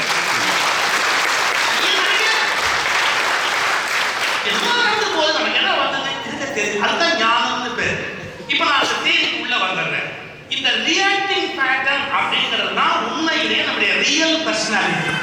இப்ப என்னங்க, ராஜ்யம் கிடைத்தது என்ற போதும் கிடைக்கவில்லை என்று சொன்ன போதும் அதை சமமாக எடுத்துக் கொள்ளுகிற ஞான நிலை இருக்கு பாருங்க. அதான் ராமனுடைய ரியல் பர்சனாலிட்டி. அவர் ரியாக்ஷன் ராஜ்யம் இல்லைன்னு உடனே அப்படி ஆனா பார்த்தீங்களா, அதான் ஒரு உண்மையான பர்சனாலிட்டி இல்லையா? அப்போ ஒரு மனிதன் தன்னுடைய ரியாக்டிங் பேட்டர்னை தான் அனலைஸ் பண்ணணும், தான் மாத்தணும். இப்ப நான் அந்த விஷயத்துக்கு வரேன். ரியாக்டிங் பேட்டர்ன் உங்களுக்குள்ள எப்படி உண்டாச்சு? நீங்க புதுசா பயத்தை கத்துட்டு வந்தீங்களா? நீங்க போய் கோபத்தை புதுசா இறக்குமதி பண்ணிட்டு வந்தீங்களா? இப்ப நான் ரொம்ப ஆழமான ஒரு விஷயம் சொல்றேன். நம்ம மனம்னு ஒண்ணு உருவாச்சு பார்த்தீங்களா? நமக்குள்ள ஒரு மனம்னு ஒண்ணு, கோபம், தாபம், பசி, காமம், எரிச்சல், ஒரு கண்டாலே வரக்கூடிய பத்திட்டு வர இயல்பு, இப்படிலாம் மனம் உண்டாது பார்த்தீங்களா? அந்த மனம் எங்க இருந்து வந்தது? நம்முடைய தாயாருடைய கர்ப்பத்தில் நாம இருக்கிற போது தாய் கோபப்பட்டவனுடைய அந்த விளைவு, தாயினுடைய கோபம் அந்த தொப்புள் கொடி வழியா குழந்தைக்குள்ள வந்து இறங்கி அதுக்கும் கோபப்படுறதுக்கான அந்த நிலை உண்டாகுது. பெரிய குடும்பம் தெரியுங்களா? எதுக்கு கோபப்படுறோம் அந்த அம்மாவுக்கு தெரியும், அந்த குழந்தைக்கு கோபப்படுறோங்கிறது தெரியாது, எதுக்கு கோபப்படுறோம்னு தெரியாது. ஆனா கோபத்துக்குரிய எல்லா விஷயமும் வந்துடும் அதுக்குள்ள. இந்த கம்ப்யூட்டர்ல இருந்து இப்படியே நீங்க தூக்கி அப்படியே மேல அண்ணாண்ட போய் விடுற மாதிரி உங்க அம்மா கிட்ட இருந்து அப்படியே நேரா போய் குழந்தைக்குள்ள விழுந்து ப்ரோக்ராம் ஆயிடும். அது சுடு சுடு சுடுன்னு இருக்கும். இங்க பரிசு வாங்க வரும்போது சில குழந்தைங்க ஒண்ணுமே இல்லாம அழுதுது. ஒரு மாதிரி அந்த குழந்தை உள்ள வரும்போது அந்த குழந்தை அழுதுகிட்டே வந்தது. நம்ம என்ன சொல்ற குழந்தை பாரு, ஏன் இப்படி அழுமூஞ்சியா இருக்க, நீ ஏன் இப்படி அழுமூஞ்சியா இருக்க? தமிழ கட்டிக்காரன் அழுமூஞ்சின்னு பிள்ளைய சொல்ல மாட்டான், அழுமூஞ்சி பெற்றாருன்னு கொஞ்சம். அழுமூஞ்சி பெற்றாரு. ஒரு தாய் அழுமூஞ்சியா இருந்த கணத்தில் அந்த குழந்தை உண்டாச்சு. வார்த்தை கவனிங்க, எப்பவுமே ஒரு தாய் அழுமூஞ்சியா இருந்த, அவள் அழுமூஞ்சியா இருந்த கணத்தில் ஒரு குழந்தை உண்டானா அது அழுமூஞ்சியாவே இருக்கும். அவள் கோபக்காரியா இருந்த கணத்தில் ஜனித்த குழந்தை கோபமுடையதாவே இருக்கும். அவள் மகிழ்ச்சி உள்ளவளாக இருந்து பெற்றிருந்தா அந்த குழந்தையும் மகிழ்ச்சி உள்ளதா இருக்கும். எவ்வளவு பெரிய செயின் அது பாட்டுக்கு போயிட்டே இருக்கு. அப்ப நான் ஒரு தீர்ப்பு வந்துட்டேன்னா, ஓ தாயின் மகிழ்ச்சி பிள்ளைக்கு வருகிறது என்பதால் நம்முடைய மகிழ்ச்சி பிறர் கையில். என்ன வெண்டக்காயா? இது இந்த இயற்கை அமைத்திருக்கிற அமைப்பு முறை. ஞானி என்ன பண்றான்? தன்னைத்தானே கவனிக்கிறான். நான் ஏன் இப்படி நடந்து கொள்ளுகிறேன்? இது என்னுடைய காரணம் அல்ல, எனக்கு உள்ள இருக்கக்கூடிய ஆழ்மனம் என்னை இப்படி பிஹேவ் பண்ண வைக்குது. அப்ப என்னுடைய ஆழ்மனம் ஏன் இப்படி இருக்குதுன்னு நானே அந்த சாட்சி மாத்திரமா பார்க்கணும். விட்னஸ், பி எ விட்னஸ். நானே எனக்கு சாட்சியா மாறி நான் ஏன் இப்படி பிஹேவ் பண்றேன், நான் ஏன் அந்த வார்த்தை சொல்றேன்? Oh it is program. எனக்குள்ள இப்படி ப்ரோக்ராம் ஆயிருக்கு. எப்ப ப்ரோக்ராம் ஆச்சு? ஒண்ணு என் தாய் வயிற்றுல இருந்த போது ஆயிருக்கலாம், இல்ல என் ஜீன்லயே இருக்கலாம், எங்க அப்பா அம்மா பரம்பரையா வந்த ஜீன்லயே உட்கார்ந்து இருக்கலாம், இல்லையா நான் வளர்ந்த சூழ்நிலையில ஏற்பட்ட சமூக சம்பவங்கள் காரணமா இருக்கலாம். இப்படி நிறைய காரணம் இருக்கு. ஆனா நான் என்ன கண்டுபிடிக்கணும்? அதை எதுவும் இப்போது உண்மை அல்ல. எங்கிருந்து வந்தது? எங்க அம்மா கிட்ட கர்ப்பத்துல வந்தது, அப்புறம் நான் பார்த்த சூழ்நிலையில வந்தது, அப்புறம் நான் என் ஜீன்ல பரம்பரையில எனக்கு வந்தது. இப்ப பாருங்க எப்படி வெளியே வரணும்னா, ஜீன்ல வந்தது எல்லாமே உடம்புல உட்கார்ந்து இருக்கு. உடம்பு நான் அல்ல அப்படின்னு கண்டுபிடிச்சிட்டா உடம்பின் வழி வந்த எதுவுமே என்ன பாதிக்கக்கூடாது. மனம் நான் அல்ல, மனம் அம்மா மூலமா வந்தது. தாயை போல பிள்ளை, 100 போல சேலை நானே. மனம் என்பது தாயிடமிருந்து வந்த கொடை, உடம்பு என்பது தாய் தந்தை இருவரிடமிருந்து வந்த கொடை. அப்ப உடம்பு நான் அல்ல, மனம் நான் அல்ல, ஆத்மா மட்டுமே நான் அப்படிங்கிற விழிப்பு அவேர்னஸ் உள்ள வருகிற போது நான் தேவையில்லாமல் கோபப்படுகிறேன், தேவையில்லாமல் நான் இப்போது பயமாக இருக்கிறேன், தேவையில்லாமலேயே நான் எரிந்து விடுகிறேன். இதையெல்லாம் நாம கண்டுபிடிக்க ஆரம்பிப்போம். அப்ப நான் என்ன பண்ணலாம்? இயற்கை அமைத்திருக்கிற படைப்பு முறையில் நம் மகிழ்ச்சியும் துக்கமும் பிறர் கையில் இருக்கிறது. இயற்கை அமைத்திருக்கிற படைப்பு முறையில் நம் மகிழ்ச்சியும் துக்கமும் தாய் கையில், தகப்பன் கையில், சமூகத்தின் கையில் இருக்கிறது. ஆனால் இந்த உடம்பும் நான் அல்ல, மனமும் நான் அல்ல என்று கண்டுபிடித்து நானாக கண்டுபிடித்து விட்டால், ஆத்மாதான் நான் என்பதை கண்டுபிடித்து விட்டால் நான் சுமக்க வேண்டிய அவசியம் இல்லை.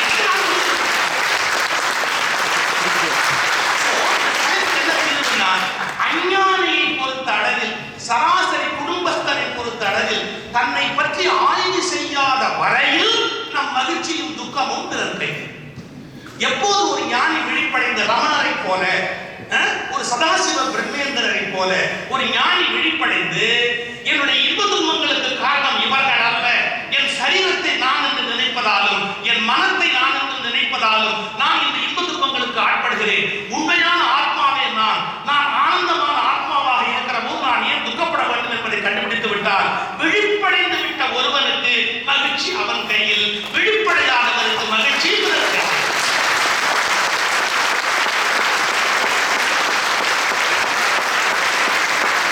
விழிப்படையாத வரை மகிழ்ச்சி பிறர் கையில், விழிப்படைந்த கணக்கிலிருந்து மகிழ்ச்சி நம் கையில். சார், இந்த நாட்டில் சன்னியாசிகளுக்கு ஆனந்தான்ற வேர்டு போட்டா சின்மயானந்தா, சித்பவானந்தா, விவேகானந்தா, நான் வேற ஒரு ஆனந்தம் சொல்றேன். எனக்கு யோசிச்சு பார்க்கல, ஏன் அந்த மாதிரி ஞானம் அடைந்த துறவிகளுக்கு ஆனந்தான்ற வேர்டு கொண்டு போட்டாங்க? விவேகானந்தர், சின்மயானந்தர், சித்பவானந்தர், அந்த மாதிரி ஒரு வார்த்தை ஆனந்தான்ற வேர்டு ஏன் போட்டாங்க?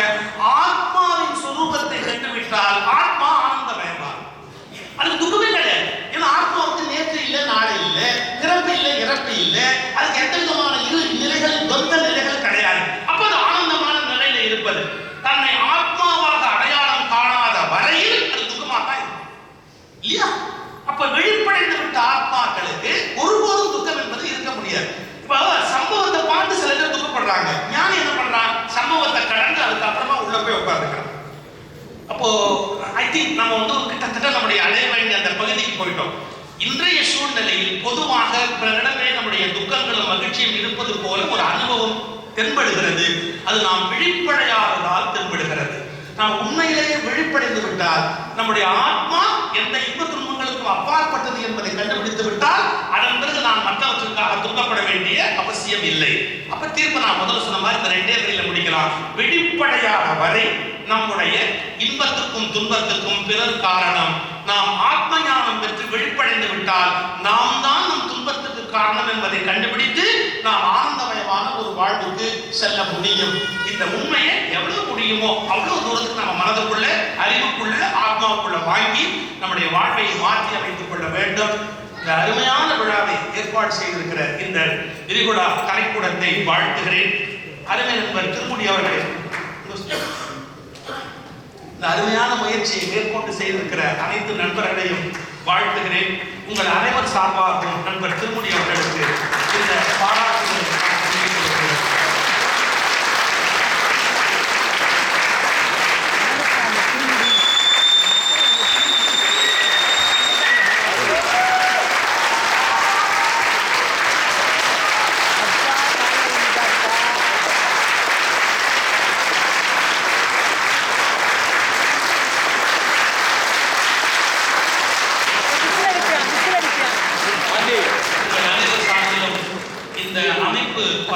பல்லாண்டு வாழணும். ஒரே ஒரு விண்ணப்பம், நான் அந்த மலர்லயே அந்த வார்த்தையை எழுதியிருக்கிறேன்.